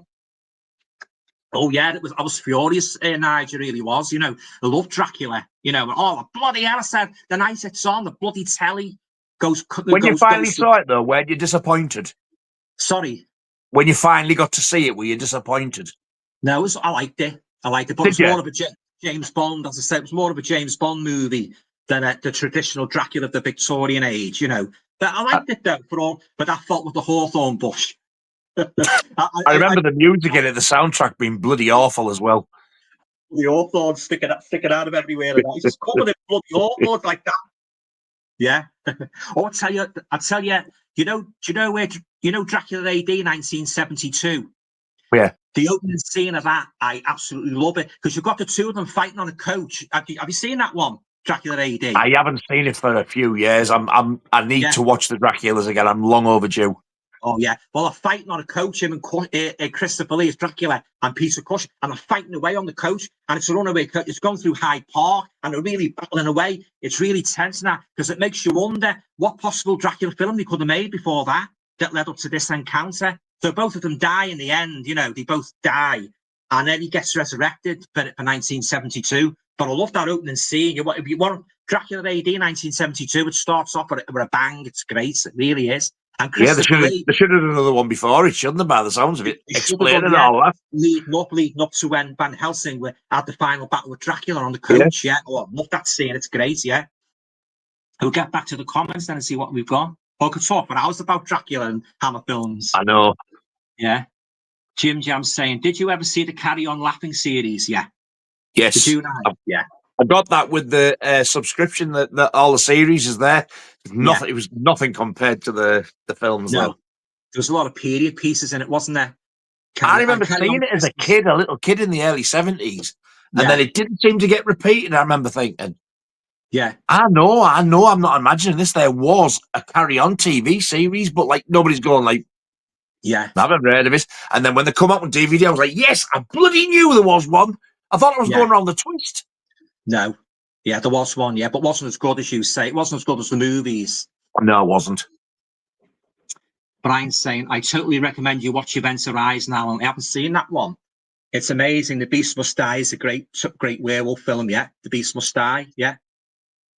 I couldn't get away with Event Arise. Now, I think I turned it off in about 15, 20 minutes. It was just too sci-fi for me. Oh, yeah. Oh, I don't think I fancy that then. I'm not a big fan of sci-fi. There's only certain ones I like, really. You know, like the body snatchers and fly. I don't like all this, like when you go into. I don't like all this business of going into space and doing colonies and all that, and another colony, then another colony, and it spreads out bigger and bigger, like bloody StarCraft. You know, bores me to tears. Yeah, it does me and all. Yeah. What's your favourite piece of Sellers film? Says Jim Jam. What's your favourite piece of Sellers film? What's yours, Nige? Have you got one? I don't have one because I don't think he's funny. I don't like him. I've never liked him. Not really. I feel the same about John Cleese and Monty Python as well. I don't like them. Oh God, yeah. I haven't really got a favourite piece of Sellers film. I'm not really a huge fan of his. He's married to Britt Eklund for a bit, wasn't he? He's married to Britt Eklund for a bit of what? Hey! I'm getting as bad as you. I know. A bad influence, I tell you. Brian's saying Jason X is one of my favourite Friday the 13th films. Is that the one? Stop that! That's not allowed. It's against the law to say things like that. What's the one where you get smacked across the chops and you go, what? Hey, what's that? God, that's Jason Goes to Hell. I love that. Because I keep doing it. Were you on the live stream when I was doing it with us? I watched a couple of live streams. You're always going on about it. She's like, hey, you woman! And she goes down. I forget that one. I forget that one, you know. I'll have to watch that. You know, that gets a lot of hate, that film. Does it? Yeah. The only thing I don't like about it is when you go to the house, they haven't spelt his name as Voorhees, because it is Voorhees, even though some of them say Voorhees. Yeah. They've spelled the bloody name VOR, not double O, Voorhees. What the heck? Oh. But if you listen, in the earlier films, it's actually called Mrs. Voorhees. It's not Voorhees, it's Voorhees. Yeah. But that scene with them, you know, you've all talked about that, yeah. I'll have to watch that. Yeah, sometimes, you know, you're watching a horror film, you get a funny scene in, you don't mean to laugh, and you start laughing. A lot of people laughed at The Exorcist. Have you never seen the film? Years ago on VHS. I've got the box set, but I haven't watched the box set. I've seen it when years ago. When the lad gets thrown in prison and you call the black fella with the hat. He always reminds me of like the character in Halloween who was like walking around looking for Michael. Yeah. Duke. Clayton Duke. Right. Okay. And he's going like, where am I going to find so-and-so? And this Clayton Duke's going, well, that's a very heavy price. Are you willing to pay the price? And he goes, yeah, anyway, give me your hand. Have you seen it? And he goes, right, are you ready to pay the price? Yeah, and he goes, and he snaps his finger and he goes like, and down he goes. And every time he asks him a question, see, that's a very expensive question. And every time he breaks his finger, like, shit, down he goes again. I'm sat absolutely bad laughing watching it. It's really funny. Yeah. I'll have to revisit that. Years since I saw it, you know. Years. If you can watch the unrated one, because it's brutal in parts. Is it? Yeah. Right. Jim Jam's asking us, do you have a favourite horror film set in space? Well, I know what mine is. Alien. What's yours, Nige? After the other night, Jason X. Jason X. Horror film in space. First Man on the Moon. It is absolutely none of the aliens. I hate them. Yeah. If it's not that, yeah, I can't think of another one, so I'm going to have to go with that. And up until 2 nights ago, I hated that film. Now I'm not so sure. Yeah, flipping heck. Yeah, as I say, like there's only Alien. The First Man on the Moon is not a bad film, but it's years since I saw that one with Lionel Jeffries. You go inside the moon, it's all like these creatures like ants. That's not a bad one. Oh, that sounds weird. Yeah. There is an 80s film. It's got a little bit of everything. It's got a bit of horror. Yeah. Bit of like, it's just very 80s anyway. A bit of sci-fi. And it's, he actually comes from, well, you think he comes from space. Yeah. It's Charlie Sheen in The Wraith. Oh, I haven't seen that one. Oh, what a film that is. Yeah, I haven't seen that one. It just absolutely reeks 80s. Everything about it. You know Clint Howard, Ron Howard's brother? Vaguely. I don't really know too well. He's in Evil Speak. Yeah, I've heard of Evil Speak. He's got a face like a bulldog chewing a wasp. Right. Yeah. He's in it. Right. All right. I'll have to watch out for that one. Oh, it's such a good film. Yeah. Scott's saying, oh, wow, you enjoyed Jason X, Nigel. I never thought I would hear you say that. I've got some great kills to be at. To be fair. Yeah, I must admit, I've always said the only thing Jason X has got going for it is that liquid nitrogen death. That's one of the best deaths in the entire Friday the 13th series for me. And it's in the worst one. Yeah. But watching it the other night, there's a few more as well. Do you know what? I didn't realise how gory this actually is. Yeah. Yeah. And in the first Friday the 13th, it's Mrs. Voorhees, isn't it? That's the killer. That's the twist. Yeah. Yeah. But then, of course, that is my favourite one of the lot. I love that one. Yeah. The original. Fantastic. Yeah. That's my second favourite film of all time. The original Friday the 13th. Only to be beaten by Jaws. Oh, Jaws. Yeah. Yeah. That's my favourite. Friday the 13th. Yeah. Great. I say I've got the box set, but I haven't watched them all yet. Yes, I'm sad I did that. Oh yeah, the tattoo. Yeah. The Jaws tattoo, yeah. It's like the poster, isn't it? Very reminiscent of the poster. Yeah. Oh, Jaws is the best shark film ever made. Fantastic. Christian Bell, I'm loving this guy. I'm loving this guy's well in Morocco now. Alan on holiday. Anyway, see the rights for Texas Chainsaws up. Be interesting to see whom gets it, fella. Yeah. What I don't understand is they're saying all these people are going to be putting bids in to buy it. Does that mean they're just buying to make a new one, or are they going to own the entire lot? Aye, that's right.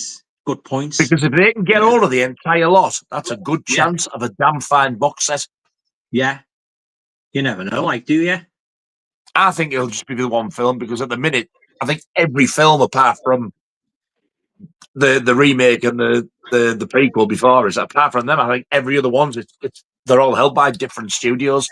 Yeah. They're all over the place. Yeah. And Thomas Like Films is saying the only thing that was a bit of a letdown for me in The Beast Must Die was the actual beast, a slightly modified Alsatian dog. Yeah. A while since I saw it, I don't remember much of the ending. The best thing you can do really is just forget about that and go with it. Just go with the flow. Yeah. You see it's a dog, and then you just think, all right, then that's the best we're going to get. So I'm just going to pretend oh, that's a big scary wolf. And just go with it like that. Because I think by the time you get to see it, I think you're more interested in who it is. You're dying to know who it is. That's right. Who's the real And I was getting all the way through, and I was still wrong. Yeah. Yeah, that's it. That's the mystery, isn't it? You've got to guess who it is. Yeah. It's like a puzzle, really, isn't it? Yeah. Yeah. But I must admit as well, because a lot of people would have been, that's it now. But no, once you find out who it is, you must keep watching. Yeah. Because there's a little twist that comes after it. Yeah. It was quite original for its day, wasn't it? Was it 1974, something like that? It was quite original, wasn't it, really? It reminds me of William Castle with his gimmicks when he done those movies. Yeah. And all that. Oh, did you see that one? Was it Homicidal? I've got it. That is amazing. Have you watched it? I've got it. Watched it once. Yeah, it's great, isn't it? Got it in the The box set. opening kill in that Yeah, is absolutely brutal. It's like a bit like Yeah. Psycho when they're in the shower, but whereas Psycho, you see the night, you see this going in the stomach. And my jaw dropped. I was like, I can't believe I've just seen that. Ahead of its time. Yeah. Yeah, I've got that one. Yeah, 74, that is. That's it. 1974, The Beast Must Yeah. Die. That's the one. Yeah. And Alan's saying, Alan Meggs, is it fair to say that without Christopher Lee and Peter Cushing, we probably would have never heard of Hammer? Oh, I don't know so much. They did spearhead Hammer's popularity, didn't they? They were the leading lights, weren't they? But yeah, I don't think it would have been anywhere near as popular. Oh no, because they were I do believe that. Yeah, they were iconic actors, isn't it? A lot of people say about the Beatles, you think they would have still became famous without Brian Epstein? You know, would they have, if you've got the talent? It's an open question, really, isn't it? You could wonder that for hours. It's like ABBA. If they hadn't won the Eurovision Song Contest, would they have gone on to better things again? Exactly. Yeah. Jim Jam's saying, is there a genre of film you can't stand? There's a couple I don't like. I don't like sci-fi. Politics, sci-fi, yeah. Politics.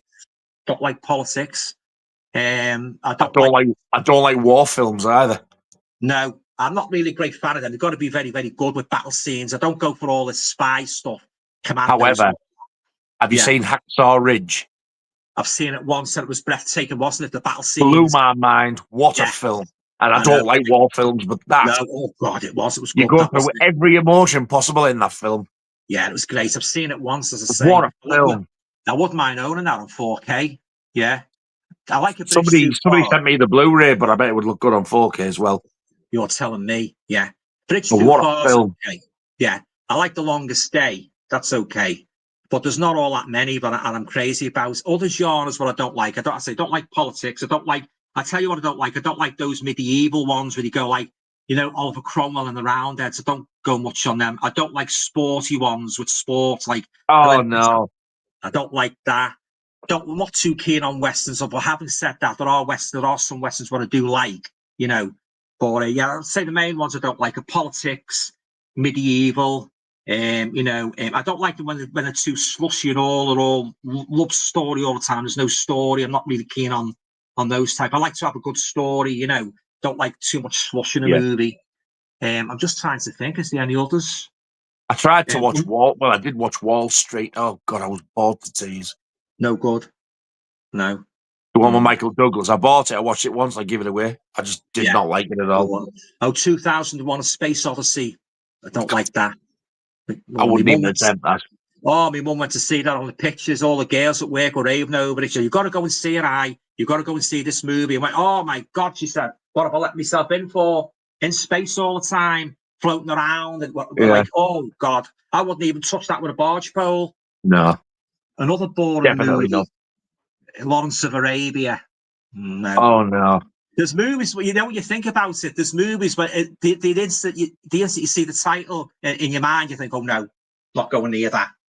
Really, they speak volumes of the boredom, don't they? Yeah. Before you've even watched them, you can tell they're going to be crap, basically. Yeah. But yeah, they're the main ones. Yeah. On to the next one. And we've got Alan Meggs. Hello, young Darren. Young Darren. Oh, has he been on? Did he leave a comment? Who's young Darren? Mr.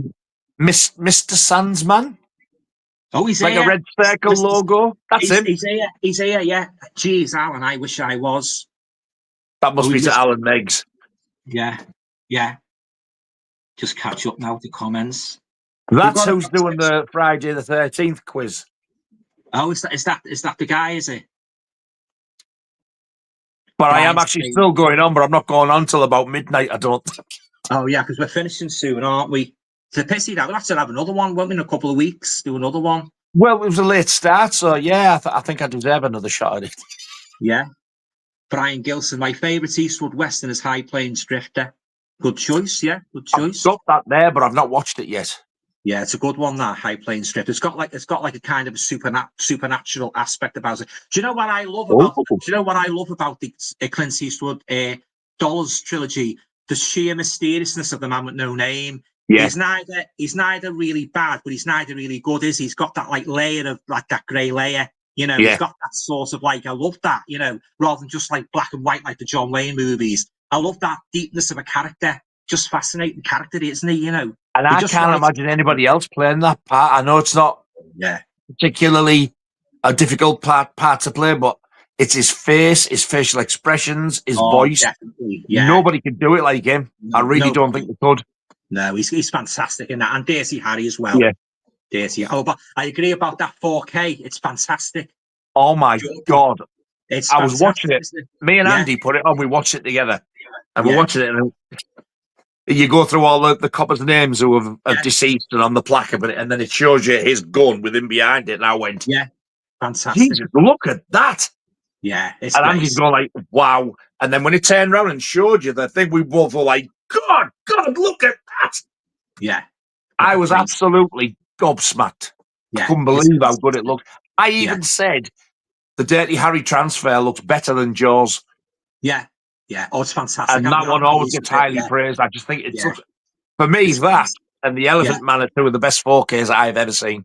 Yeah, I'm very pleased with it. I hope they bring the others out as well. The other Dirty Harry ones. Did you get the box set one? I got the Blu-ray box set, but the 4Ks, I'd like to get the 4K. I got the ordinary 4K of Dirty Harry from HMV, just the ordinary one.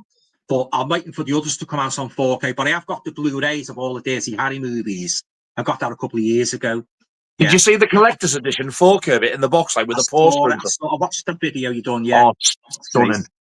Yeah, that's how I want them all to come out, because I absolutely love the Dirty Harry films. Yeah, I hope so. Like, because they're fantastic. Yeah, them and The Man with No Name, absolutely fantastic. Yeah, but you know the type of movies what you never get fed up. You go back to again and again and again. Some westerns you say, oh, that's it now. I've seen that now. But there's something about those movies that just you want to go back again and again and relive it all over again because they're that good. You know, when we watched A Fistful of Dollars, when the first one arrived, four of us watched it together. 2 days later, I stuck it on again and watched it myself. Oh yeah, it's good. And I've never done that with a western. Not 2 days on the trot like that. Oh yeah, that's how good they are. It speaks volumes, doesn't it? About how, you know, because he said to him like when he was in Rawhide, he was in Rawhide at first, and then he went on to that, and he said, "Oh, don't go out there and make those westerns because your career will go right down." But he didn't. He went out and by God, what a good choice he made there, eh? Because he took off. He went on to direct Play Misty for Me, and from there he just went up and up and up. Yeah, oh, fantastic. That Play Misty for Me is absolutely terrifying. I watched that last week. I watched that the other night myself. It gets me every time. She does that far too well. Yeah, she's a swine. Jessica Walter, I think. Jessica Walters, she's. I think she's scarier than Glenn Close in Fatal Attraction. Yeah, I do. Yeah, I think she's absolutely terrifying. She does it so realistic. Yeah, and the part where he's having discussions with that woman on a business deal, he's just sitting there, isn't he? Opening. God, makes a show of him, ruins his deal. Yeah. Oh yeah, every single moment in that is just fantastic. Really is. Yeah, love it. There's a bit as well when I think I don't know whether it's when he's walking on the beach with his girlfriend or she's on the beach, and this hand comes and goes like that. I'm thinking that's like bloody Mrs. Voorhees there peeping out the trees. Oh, that's right. You just see the hand go like that. Right. Yeah, peering out that was here, wasn't it? Jessica Walters. Yeah. Oh, they're fantastic. He's a disc jockey, late night disc jockey, isn't he? Yeah. What an ending that is, though. You go, oh, I felt that. Yeah. Ooh. Yeah, it's a brilliant movie, that. So I think that's one of his best ones, that. I do. Yeah. Alan Meggs, that's harsh you are, Darren. Right, we've got a couple of minutes to go then, Nige. It's all right finishing 11 then? That all right? Yeah. Do it a bit longer next time, you know. I mean, you can go that past if you want. Sorry? You can go that past if you want. All right then, 11:30. That's great, yeah. Okay, that's fine, 11:30. Yeah. Fantastic. Yeah, Mr. Sandman, thank you, sir. He was one of Spider-Man's villains, wasn't he, Mr. Sandman? Scott the movie critic. Hello, Darren. Hope you're well, mate. Mr. Sandman. Reminds me of that song in Halloween 2, Mr. Sandman. It always does me. But his name's got an S in the middle, Sandsman. Sandsman, yeah. I won't be nice. I'm just going to have a word at my mum. She's in there watching the telly. Won't be I'm going to pop and get a little cheeky beverage while you do that. Yes. And I'll come back and raise hell while you're gone.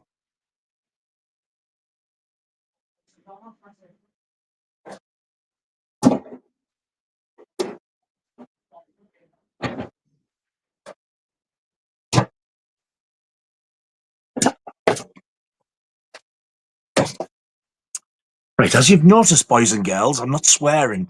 I promised him I wouldn't. So shall we say a naughty word while he's gone? Titties! He'll watch this back and be horrified. And apparently, the bell end troll is back, so if you find him, get rid of him. Tom's here.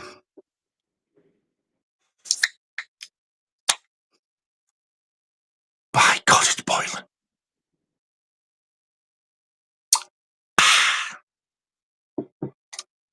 A cheeky little beverage.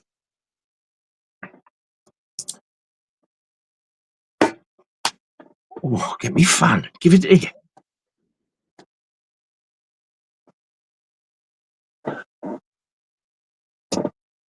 He's buggered off and left me, look.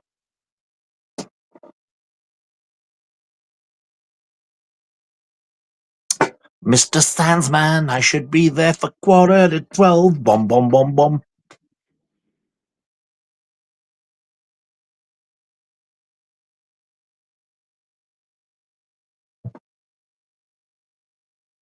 I don't know what she's watching in there, but it sounds horrific.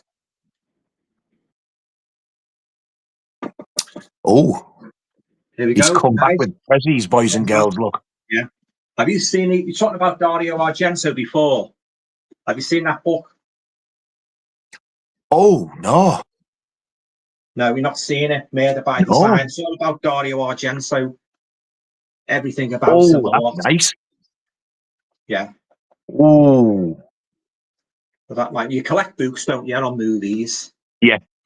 Yeah. That might be one to put on your radar. Love it. So that is Murder by Design, The Unsane Cinema by Troy Howarth. He knows his stuff in. So I've got that one. And also, do you like Mario Bava? I've not seen a lot of his, but I'm pretty sure I've liked what I've seen. Yeah, that's a good one. Didn't he do A Bay of Blood? Yeah, he did. Yeah. On the Video Nasties list, it was called Bloodbath. That's the one. Yeah. There you go. Oh, that's a nice one as well. Look at that. Yeah, I love these. Black Sabbath. I didn't know he did that. He did, yeah. Mario Bava, yeah. That's the thing with Italian directors. I mean, like sometimes when they have a quiz, you think like, you only say, what's your favourite Italian director? You think that, well, did Mario Bava, did Bay of Blood? Yeah, he did. And you sort of like overlap, if you know what I mean. Dario Argento, you sort of overlap and you're trying to distinguish, aren't you? Who made what? So those books are a good guideline to sort of like put things in perspective and that, you know. It's like the Video Nasties, what you do. You do the sections, don't you? Now, I would, although I know about the Video Nasties, I wouldn't have a clue what a particular movie was. What was Evil Dead in section 1? Which I presume it was in section 1. No, it was the 2. Oh, section 2. But what's the other one with the shears? The Burning. Is that section 1? That's section 1, yeah. Section 1, yeah. I wouldn't have a clue about that. I know those movies, but I wouldn't know how to categorize them, if you know what I mean. You've got a good knowledge of it. True Video Nasty snobs, they're only interested in the section 1 because they're the ones that were outlawed. There's 39 of them. Okay, yeah. Section 2, they were still banned, but they didn't get prosecuted. Right, I see. Section 3 got pulled off the shelves, but they weren't like sort of outright outlawed. And the section 3 is ridiculous. That's when it got stupid. That was where you got like Friday the 13th, part 1 and 2, John Carpenter's The Thing. Oh, yeah, I can't see that being a Video Nasty, The Thing. What the hell? But the section 1s, there's only 39 of them. They're the ones that the sought after ones because you get, that's when you get like Cannibal Holocaust, Driller Killer, House at the Edge of the Park, House by the Cemetery. It's like all the real nasty ones. And then, what's that other one? Faces of Death. Oh, yeah. Yeah. The documentary, yeah. And they won't I'm going to start a series. I said I was going to do it this week, but I'm going to try and get it over the weekend now. If not the weekend, it'll be Monday, I think. And I'm going to do all section 1 titles. I want to go through them individually, one by one. So episode 1 would be the first film, Absurd. Yeah, I'll watch that. Yeah, it'd be interesting, yeah. But as I So say, I'm going to try and like get some interesting facts and stuff. I'm going to give like a brief synopsis without spoiling it, that's right. and then like I'm going to watch it with Laura, and then we're both going to review it at the end, so you get two different views of the film as well. That sounds good. That I'll watch them. Yeah. But as I say, I wouldn't have a clue. Like I say, obviously, I know about the video nasties. When I got my VHS player in 1986, I knew all about the films what you mustn't rent, like The Evil Dead and that. But I didn't know about what sections they were in and that. I wouldn't have a clue, But you've got a good knowledge of that, so it's helpful. Like I'll probably explain to you at the beginning as well. Like I'll do a little introduction to say so people know what they are. Yeah. And we've got Jim Jam saying, "What's your favourite anthology series? What's your favourite anthology series Network released? Network released anthology. I'm trying to think of the anthologies what they released. Anthology. I got that the Hammer House of Horror. I got that on Network. I think it was Network, and a couple of years ago. Then I sent off with the imprint one because that's got all extras on the imprint one. It comes in a nice box and that. So I upgraded to the imprint one. I can't think of any other anthology series on there. I wish I had the slipcover for the bloody Network one. I didn't get it. I didn't know I had one. And then somebody said, "Oh, I've got that with the slip." I went, "Didn't come with the slip." Then they showed me a picture of it. It's like the black and red cover with that. I was like, oh, "Didn't know you could get that." Yeah. Gutted. Yeah. And Thomas likes films the same. Keoma's a bit of a weird one. Keoma. Do you know? Yeah, that's that one I was telling you about with the horrendous soundtrack. Yeah, I've got that one. Yeah. Oh God, the film! I really, really enjoyed the film. I thought it was a great film. But when you hear that, when you hear her start singing at the beginning, you go like, "Ooh, she sounds a bit rough." And then after an hour to an hour and 15 minutes of her singing that same song, you are ready to strangle her. Yeah. I'll have to watch Carlos said to me, so I'm going to warn you now, the soundtrack's terrible. I was like, it won't be that bad. Oh, it is. It really is. Yeah. And it's a shame because it is such a good film. You've got to watch it and try and switch that soundtrack off. Don't let it spoil the film for you. Yeah. And don't listen to the bloody lyrics if you don't want to know what's upcoming towards the end and all. Yeah. Idiots. Scott's saying, "This is a very entertaining stream so far." Oh, I'm glad you like it, Scott, mate. Enjoying it a lot. You're making me laugh. Oh, that's good. That's good. I don't make you laugh, you cheeky little turd. Get him to sing you. You're going to get him to sing you the song. Oh, God, no. He's already done some Iron Maiden ones. I'm going to strangle him when I see him. Iron Maiden, yeah. Karaoke. Have you ever participated in a karaoke? No. Karaoke? In the pub when you're not in your band sort of thing. Yeah. Believe it or not, went to Turkey in 2003. And at the time, my eldest daughter was, oh, God. She'll have been coming up 13. Right. And she was only little because she used to do dance and stuff. She took a long time to sprout. I mean, she's in her 30s now. We went to Turkey in 2003, and she said to me, "Get up, Dad." I went, "What for?" Karaoke. I went, she went, "Go on, do that song." So I got up, and it was Handbags and Glad Rags. Oh, yeah, I know that one. Handbags. But it wasn't the Rod Stewart one, it was the Stereophonics one. So I said, "If you come up with me, I will." Yeah. I was terrified. So I got up and sang it, and she just stood next to me, had my arm round her. I was terrified. Yeah. When I go on stage with the band now, I can't sing. I think my voice is terrible. But I do it. I feel a lot more comfortable doing it. I don't do it because I think I've got a good voice. I do because I enjoy it. Yeah, no, that's it, isn't it? If you like what you're doing, that's why. But I've done that song, Handbags and Glad Rags, a couple of times. In fact, the band I'm in now, we used to cover it about 20 years ago. Oh, and nice. then we dropped it. Yeah, good song, that. Yeah, it is. And Brian's saying, "I've got to go now. Really good, fun stream. We'll catch up tomorrow. Hope you all have a great night." Oh, cheers, mate. Thanks for turning up, Brian. Yeah, thanks. Kevin's saying, "Very funny stream, guys." Oh, thanks very much, Kevin. I'm glad you're enjoying it. Thank you very much, sir. Yeah, you need a bit of laugh these days, don't you? It's so bloody depressing every time you put that bloody news on. There's nothing but bad news, isn't it? You want to see when I do, Scott? I'm very well behaved tonight. I promised Alan I wouldn't swear. Normally, I can't help myself. Alan's like, somebody said to me before, "Oh, you're going on Alan, he doesn't like swearing, You were laughing more than anybody on that stream when I was swearing." We did have a good laugh in that, though. When you went, the minute that you went like that, yeah, big bulbous now went to Andy. Yeah, that's an actual And we just could not capital. stop laughing. Yeah, I think they described the fly having a big That's bulbous it. head. Yeah, you said a big bulbous head, but we say bulbous about something else. Or the connotations. God, I know I what you couldn't mean. get me breath. It was so funny. I that song. I've got a lovely bunch of coconuts. Congratulations, madam. Yeah.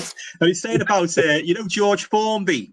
You know George Formby, don't you? With me little stick of Blackpool Rock. Do you reckon that had a double meaning?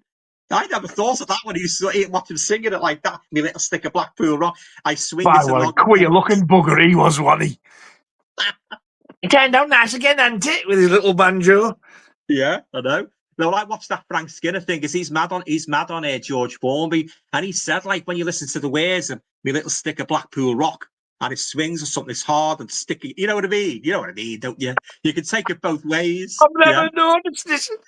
Because I think when you hear stuff like that, it's like 1920s, 30s. It's all innocent. Yeah. No. No. Obviously not. Yeah. Disgusting. The biggest aspidistra in the world. That's another one, isn't it? We've got no bananas today.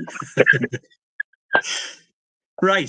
Kyra Gleason says, what's your thoughts on the upcoming Conjuring film? It looks good from the trailer. It looks pretty good. Have you seen it, Nigel? I don't think I've seen the trailer. I might see a little bit of it, but I absolutely love the Conjuring films. Yeah.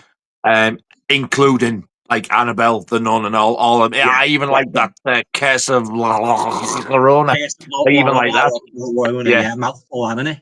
I've got the Nun too. I bought it because I got it cheap in HMV and I haven't watched it yet. Apparently, it's supposed to be a lot better than the first one. I believe so. Yeah, the first one was a bit meh-like, but I believe the second one is pretty good. Yeah. But I think this upcoming one's the last one. Yeah. Right. And I hope it is. I hope it's the last. I don't want any more Annabelles or none. Make this the last one. And then you've got a right canny good series there. Yeah. Yeah. I'll have to check that one out. And we've got Lee Fitter, and he's saying, to Rock God, how many more video nasties do you need to finish the full collection, mate? There's a question, isn't it? You know what? I've actually got more than what I thought. I've got all section 1 now. Yeah. I think I'm short of about 2 from section 2. Okay. And I think for section 3, which is the biggest, I think there's only about somewhere between 5 and 7 missing of them. Right. I was shocked when I found out how many I had, especially section 3, because I thought, this is the tough one. This is the most difficult to get. Because some of them, you just can't get them. Right. I'm hoping. One, for instance, is a film called Blood Song with Frankie Avalon. Oh, yeah. And you know Donna Wilkes out of Jaws 2, the last one keeps screaming all the time. I think I know what you mean. Yeah. Yeah. Them two are in it. Okay. And you cannot get that film. The only way you can get it is an American out of print DVD. Yeah. And the DVD, they want 50, 60 quid for it.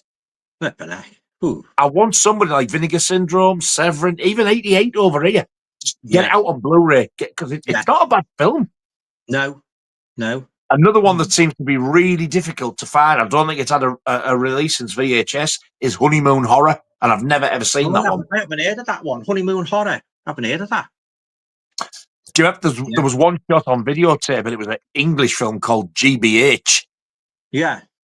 That's coming out now. I've got it pre-ordered, but you can't get it on its own. You've got to order a box set to get it. Oh, well, you've got to get the box set, yeah. But I'm good because it's the guy who made it. And I'm not trying to do Jonathan Rossi, and this is what he's called.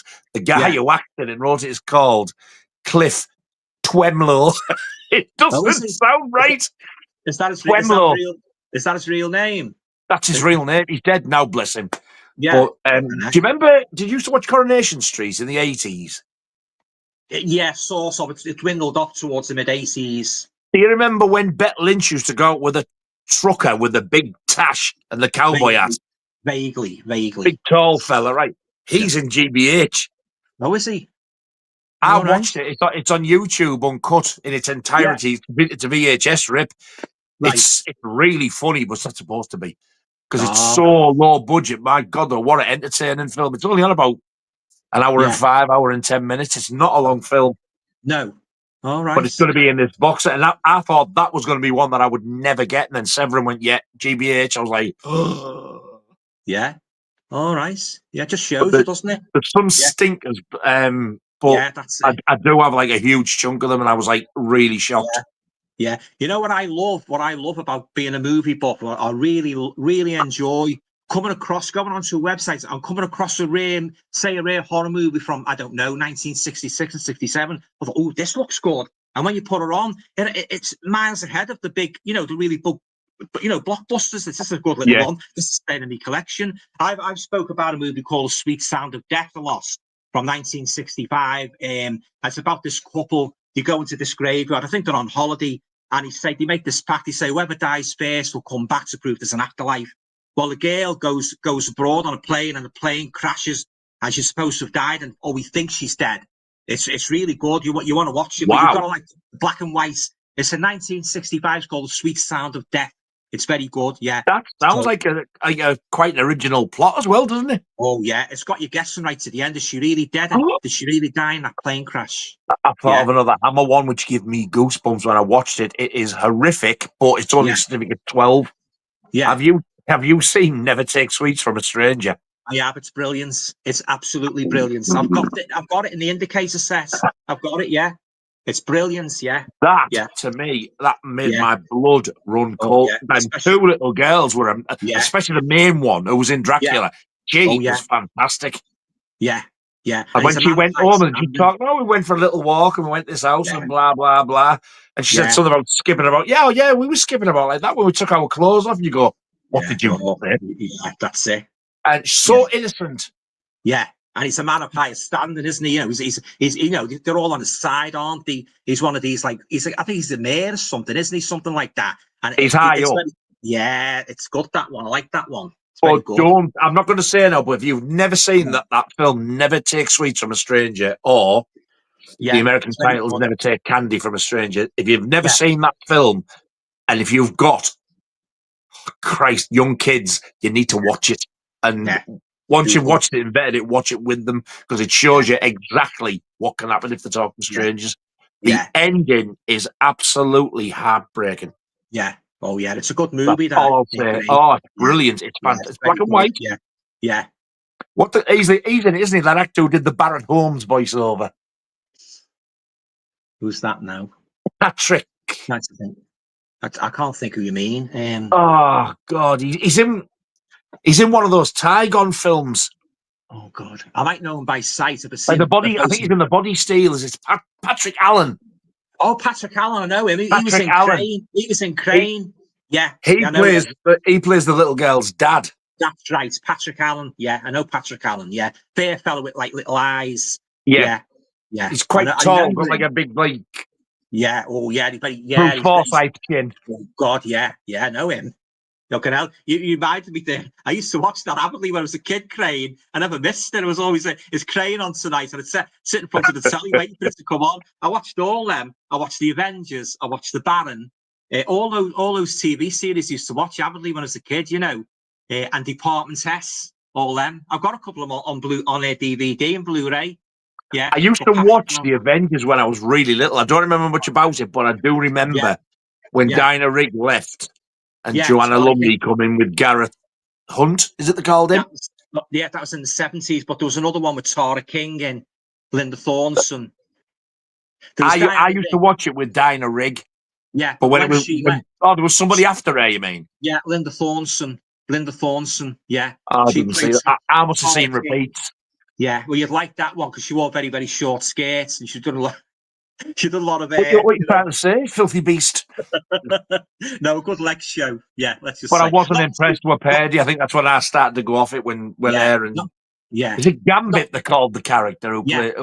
Gambit. Yeah, I was not. Yeah. Wasn't the same. And you had Joanna Lumley. Joanna Lumley was a Purdy. And John Steed was still in it, wasn't he? Giving information. Yeah. He took more of a background role, didn't he? He was more of a background. Yeah. Then he left to become a doctor and buy an island for werewolves in the Howling. Yeah, that's right. He was in the Howling, wasn't he? Patrick McNee. He was great in that. Like, I love the Howling. He was.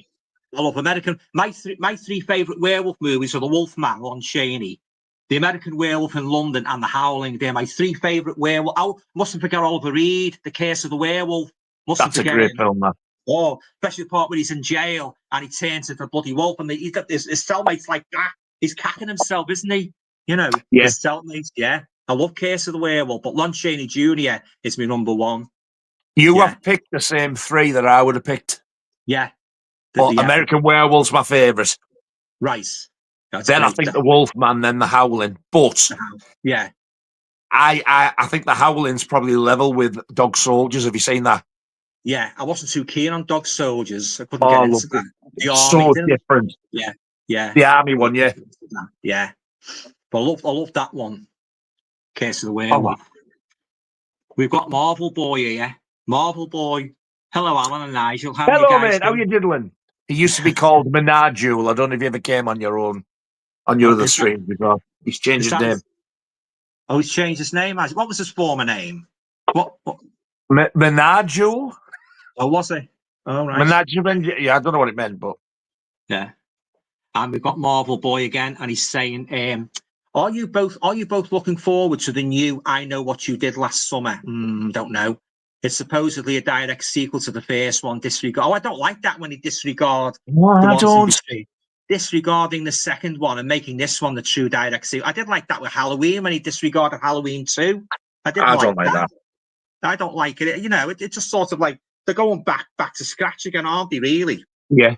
Doing that. But what I don't understand is why they're doing that. Yeah. When Jennifer Love Hewitt and Freddie Prinze Jr. were in the sequel. Yeah.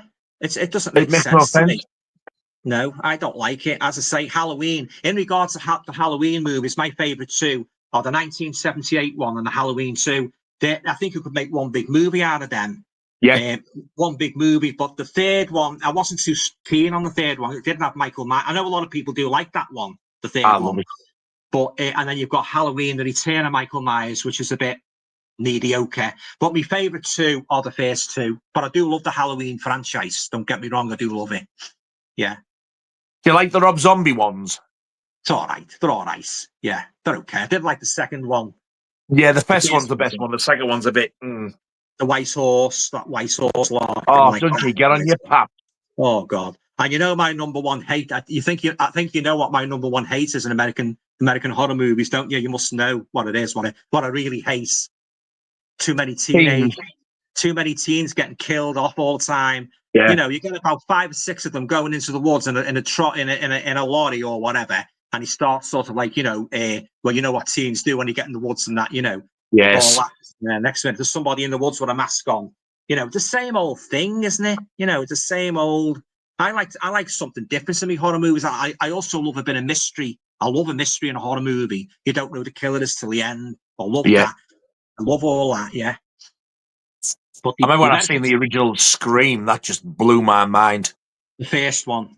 Yeah. Yeah, it just gave the entire horror genre the kick up the ass that it needed desperately. When she's on the phone at the beginning. Oh, God, it was that. Yeah, it was amazing. Nobody saw that coming, that beginning. You're like, Jesus, where's it going to go from here? You know, that's happened. Yeah. Phenomenal film. I love it. Oh, God, yeah. Yeah. That's a trend, that, didn't it? Yeah. Marvel saying it's a legacy sequel also. Legacy sequel. What does that mean? A legacy sequel? I never know what it means.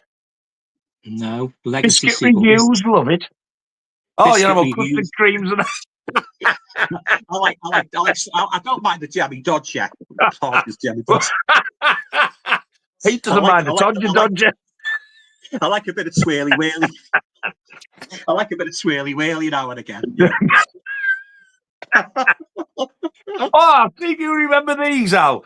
In the 70s, when I was a kid, my mother used to do their shopping at Hinton's, right? And she brought these biscuits home. Yeah. And they were massive, these things, right?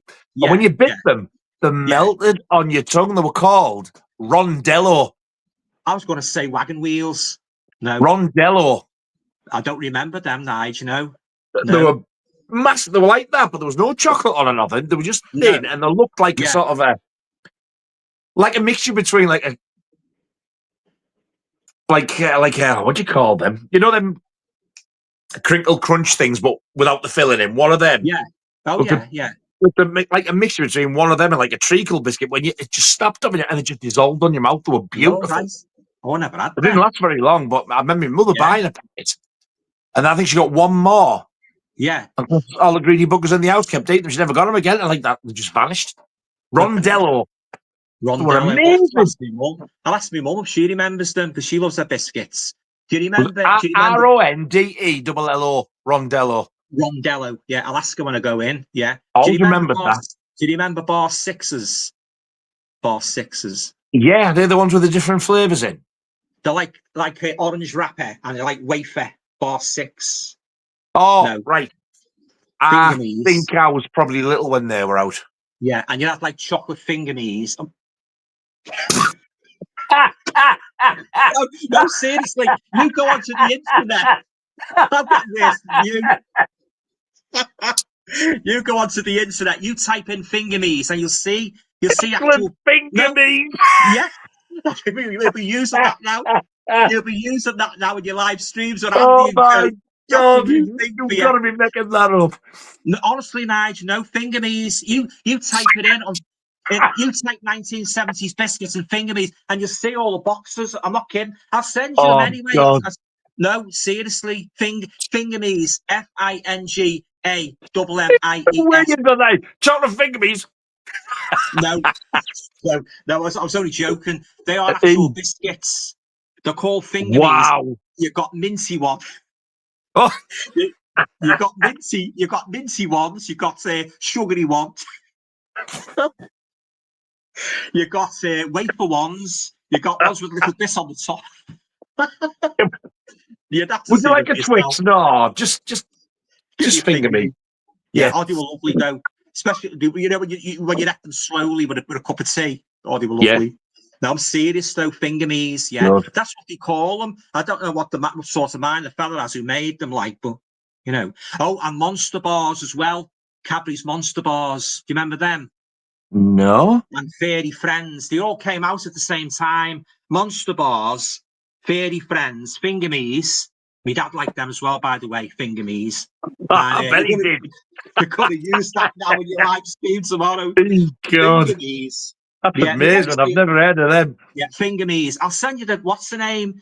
Finger Me's. You type in 1970s biscuits, I guarantee you'll see what I mean. Yeah. It's got like little men on the front, like little dwarfs, you know, carrying like a stick and that. Yeah. But they had some in the 70s. They had not. Remember the clackers? Oh God, yeah. They banned them, didn't they? Because people were breaking the fingers with them and all sorts. Yeah, that's right. Yeah, they had that. And what else? Oh, I was mad on that game. Take the Brain. It was like a chess game, and you had like a big like blue man on the front. So I was mad on that. Take the Brain. And I was mad on Mousetrap as well. I was too young to understand the rules. I used to just build it up and set the ball off and watch it. Yeah, I used to play with. I think my sister had Mousetrap. Yeah, I used to sneak it out when she went out, and I used to just set it up and play it and then put it away. I loved all that. But I'll tell you what the highlight of Christmas Day was for me, getting annuals, the Christmas annuals. Yeah. Because my auntie, around about September, she said, I suppose you want 10 and 15 annuals, do you, this year? I said, yeah, if you don't mind. So she'd go to the paper shop and leave up so much a week, the Christmas annuals. And by Christmas Eve, she'd come in with the bloody annuals like that in a big, the God. Star Trek, I had them all. Yeah, big annuals like that. I'm just opening them up and looking at them and the smell of them and that, you know. Yeah. I got one as a kid and I had it till I was an adult. And then when I had a breakup, I lost it. I went on eBay and found it. I've rebought it. It's Shiver and Shake Annual 1976. I remember Shiver and Shake. I remember that one. Yeah. They've got a Frankenstein character in it. Yeah, and Whistling Chips. I remember Whistling Chips. Another one. There was a one in it called Scream In. We're only here for the fear. I vaguely remember that one. Yeah. What else was there? The Sparky. Remember the Sparky? The Dandy, the Beano. You must remember the Dandy, the Beano. Topper. I had all them. Yeah. Oh, yeah. Shiver and Shake. A lot of it was like sort of horror. Yeah. Kids horror related stuff. I think that's what probably attracted me to it.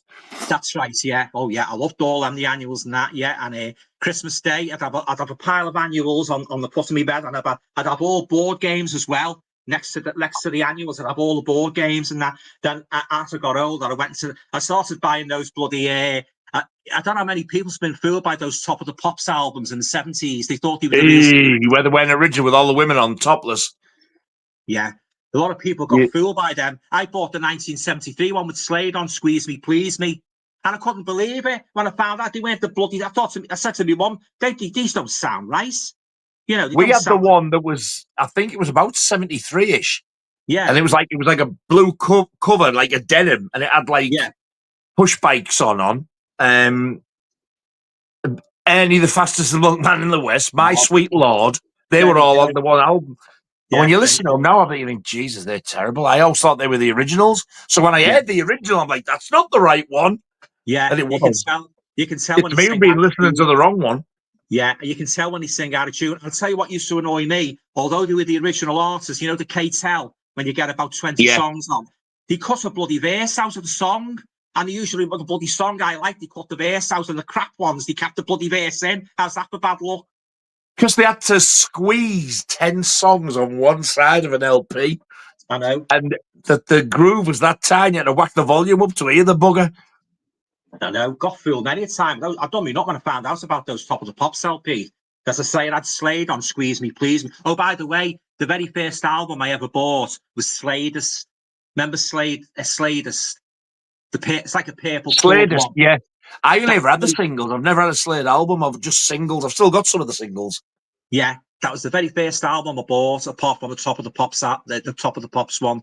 And the very first single I bought was Mark Bolan, Truck on Tight. That was the very first single I ever bought from. I remember it like it was yesterday. Rox Records and Market Street in Birkenhead.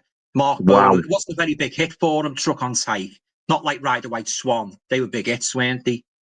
I think I've got Jeepster. I love that song. Oh, I love Jeepster. Yeah, I'm a big fan of Mark Bolan. Big fan of him. Yeah. I remember when he died, I was gutted. Yeah, well, three of them died, didn't he? Elvis, Mark Bolan, Bing Crosby in that same year. Oh, were they all in the same year? Yeah, Elvis died in August. Yeah. Mark Bolan died in September, and Bing Crosby died in October. Three icons of rock music. God. Yeah, I remember that. Yes, it was yesterday. Yeah.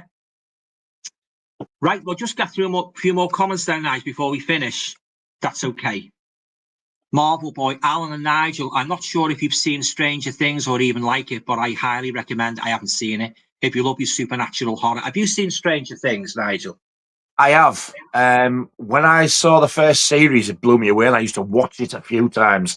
Yeah. Then season 2 come on, I liked that as well. And then it liked season 3, but the last one that was on season 4, people going, what's the best one? For me, it was the worst. No, and now I don't even care about the last one that's coming. It's outstayed its welcome for me, but Jesus Christ, when they first released the soundtrack to it, I went mad and bought loads of different coloured variants, and now want rid of the buggers because I've got too many. Yeah, I haven't seen it, as I say, Season 1 it's so different. It's got, like I say, it's got a bit of everything. It's got a bit of horror in it. It's got a bit of sci-fi in it. It's got a monster in it. Yeah. And it's just really, really good. But then I was like, that season 4 for me, I was like, nah, you're getting ridiculous now. Oh, yeah. Oh. This one that's coming out with 5 is the last one. Yeah. And we've got Belize Marionettes. How's that for a fancy French name? Belize Marionettes. Frankenstein and a Monster from Hell. Yeah, I like that one. Where he's in the loony bin. Yeah. Yeah, and he's at the end, like he's so calm after everything's happened. I would start again. He starts brushing up, doesn't he? He's got that big woman's wig on, hasn't he? Yeah. He said an actress is big, like a big woman's wig, what he wore and that, Marvel Boy, believe me when I say, but as the show goes along, it does get better, darker and mature, especially the 4th season. It's so dark a tone, very Freddy Krueger vibes, it's eerie and ambience. See that what I mean? He thinks the 4th one's the best. It's not. It's the worst one of the lot for me. All right. I like the earlier ones. Yeah. Marvel Boy, guess on it. Oh, he's going to break into song. Get it on then. I've been on it. T-Rex, get on it. It's a great show, and I love it, and it throws so much lore, Easter eggs, and references from other things like It, The Thing, The Goonies, Back to the Future into the mix, I'll just try and get through as many as I can before we finish, guys. Marvel Boy. Nigel, you would love the 4th season. It's like I Nightmare on Elm didn't. Street that season, though. The Duffer Brothers amp it up in the 4th season. Stephen Mills. Hi, Alan and Nigel. Yeah, here finally. Yes, I live between Hi, you Stephen. and the other big superpower of Manchester, Alan, the town of Warrington. Scott's back and he's saying it might be a scary live stream because it's Friday the 13th. Hopefully nothing weird happens. Yeah, fingers crossed. It's already happened. We thought we weren't going to get on tonight. No, that's us tomorrow, Friday the 13th. You're on tomorrow, aren't you? I'll try and tune in. Yeah. Stephen Mills. Scott! Stephen Moulette! Stephen Moles! Would Scott say as that? Mr. Sandman. It was Venom, was it? Venom. Was he behind the? Was he behind the? What was Venom? Venom. I don't like them Venom movies. I couldn't get into them at all. Yeah. Venom was. Oliver Reed. Yeah. But Oliver Reed. He made a superhero one, haven't he? Called Venom. Oh, I know how he knows that because he's just got the 4K smart ass. Oh, that's how he knows. He's got the 4K Venom. I got the Blue Underground Blu-ray. I bought it. I'd never watched it. I thought it was going cheap. I thought, you know what? I've got some really good Blu-ray, Blue Underground stuff. And when I watched it, I was like, you know, I did half enjoy that. Yeah. Again, it was something different. Yeah, that's it, isn't it? Thomas likes films. Venom's a great one. Klaus Kinski is his usual crazy character. He's made loads. I forgot he was in it. God, he's a right creep, him. God, he is, isn't he? Yeah. Yeah. Kyra Gleason. Yes, Al, I love Jaws. It's the 50th anniversary of Jaws on June the 20th. 50th anniversary. Yeah. I suppose you'll be doing something special for that, will you, Nige? If I know the date, I'll probably stick it on. But there's a 50th anniversary 4K coming out. Oh, it's a steelbook. They've missed a trick there. They could have put a box set out. Yeah. Put some other bits in. They could have done the 3D Blu-ray of the film because it was released in 3D, wasn't it, a couple of years back? And it looks amazing in 3D. Yeah. So I would have liked that because we've still got our 3D telly. Yeah. Have you read the novel of Jaws by Peter Benchley? Yes. It differs, doesn't it? It differs to the film. It's a lot darker. Yeah. I know a lot of people say that they're probably right, to be honest, because it was a long time since I read it. But when people say that Matt Hooper has an affair with Chief Brody's wife in it, I only ever remember them going to a restaurant, and I think they were just playing footsie or something under the table, and she was getting all hot and bothered. But I don't remember them having a full-blown affair. But people say, "Oh yeah, they had an affair."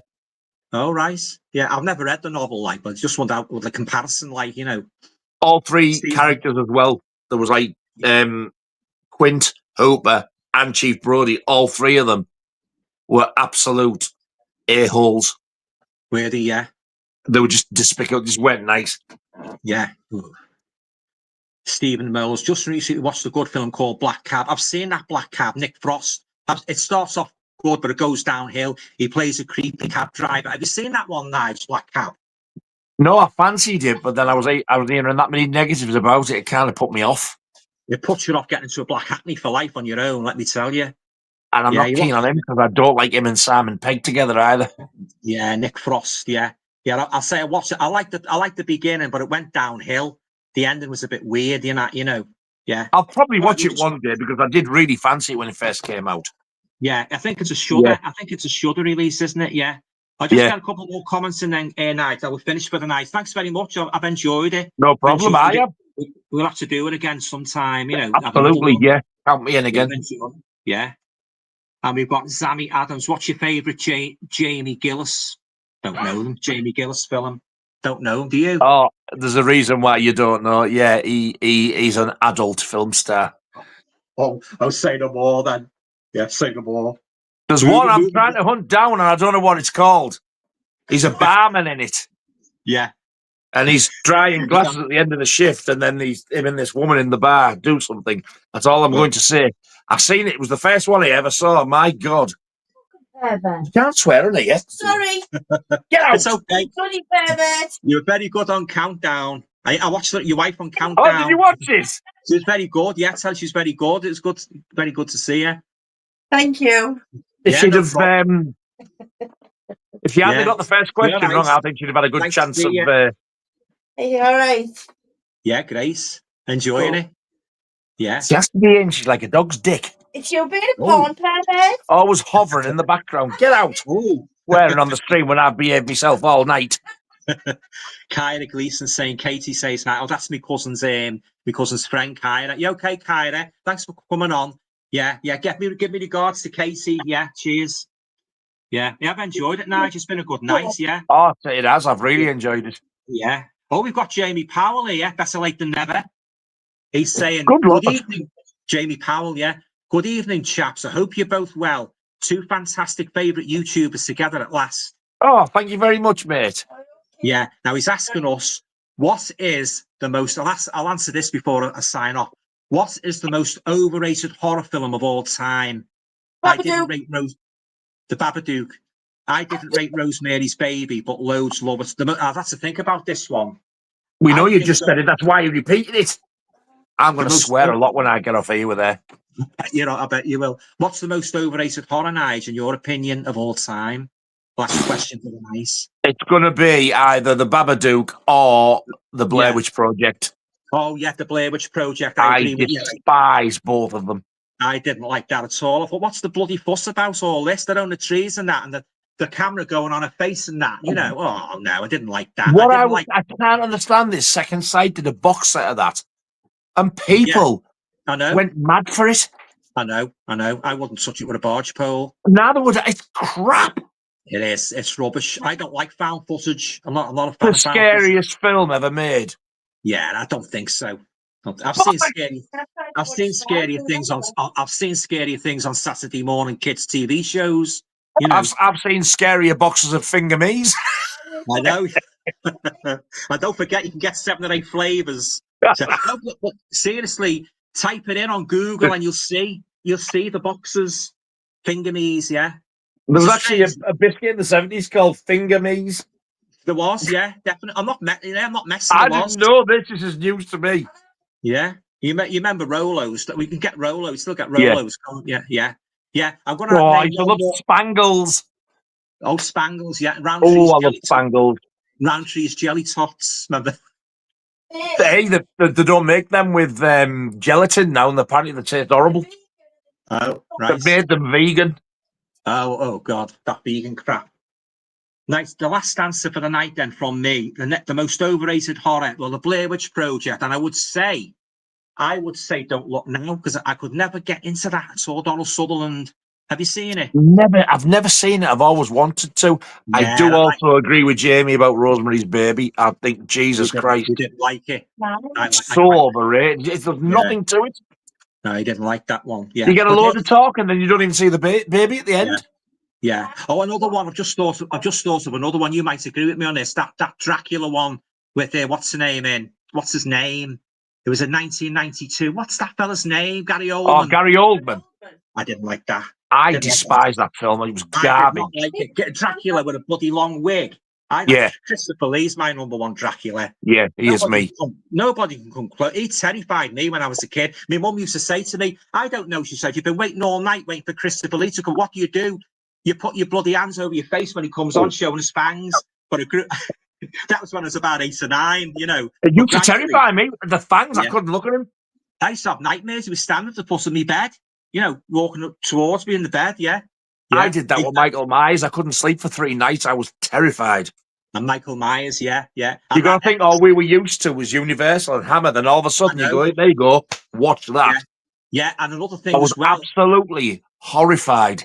Yeah, and what made it more scary with those films, they brought them into the modern age, didn't they? They moved away from all the Gothic. They brought something like The Exorcist into an ordinary family's home, The Omen into an ordinary family's home. But what scared me about Halloween as well is when Jamie Lee Curtis gets home from school, she looks out the window.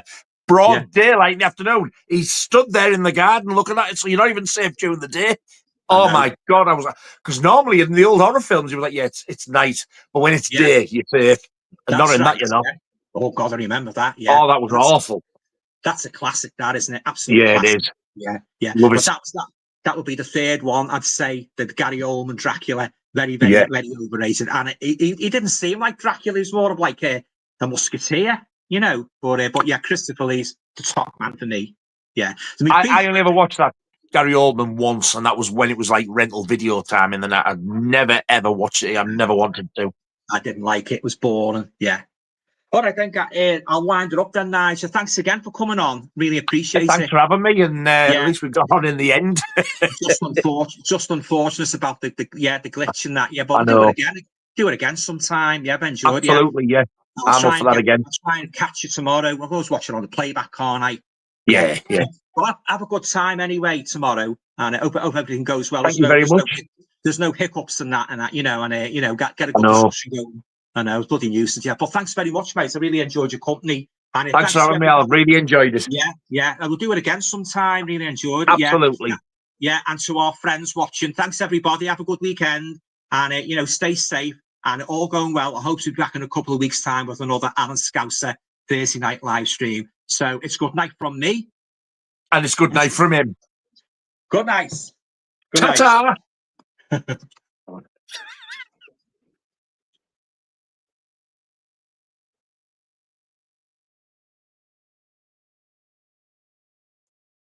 Yeah.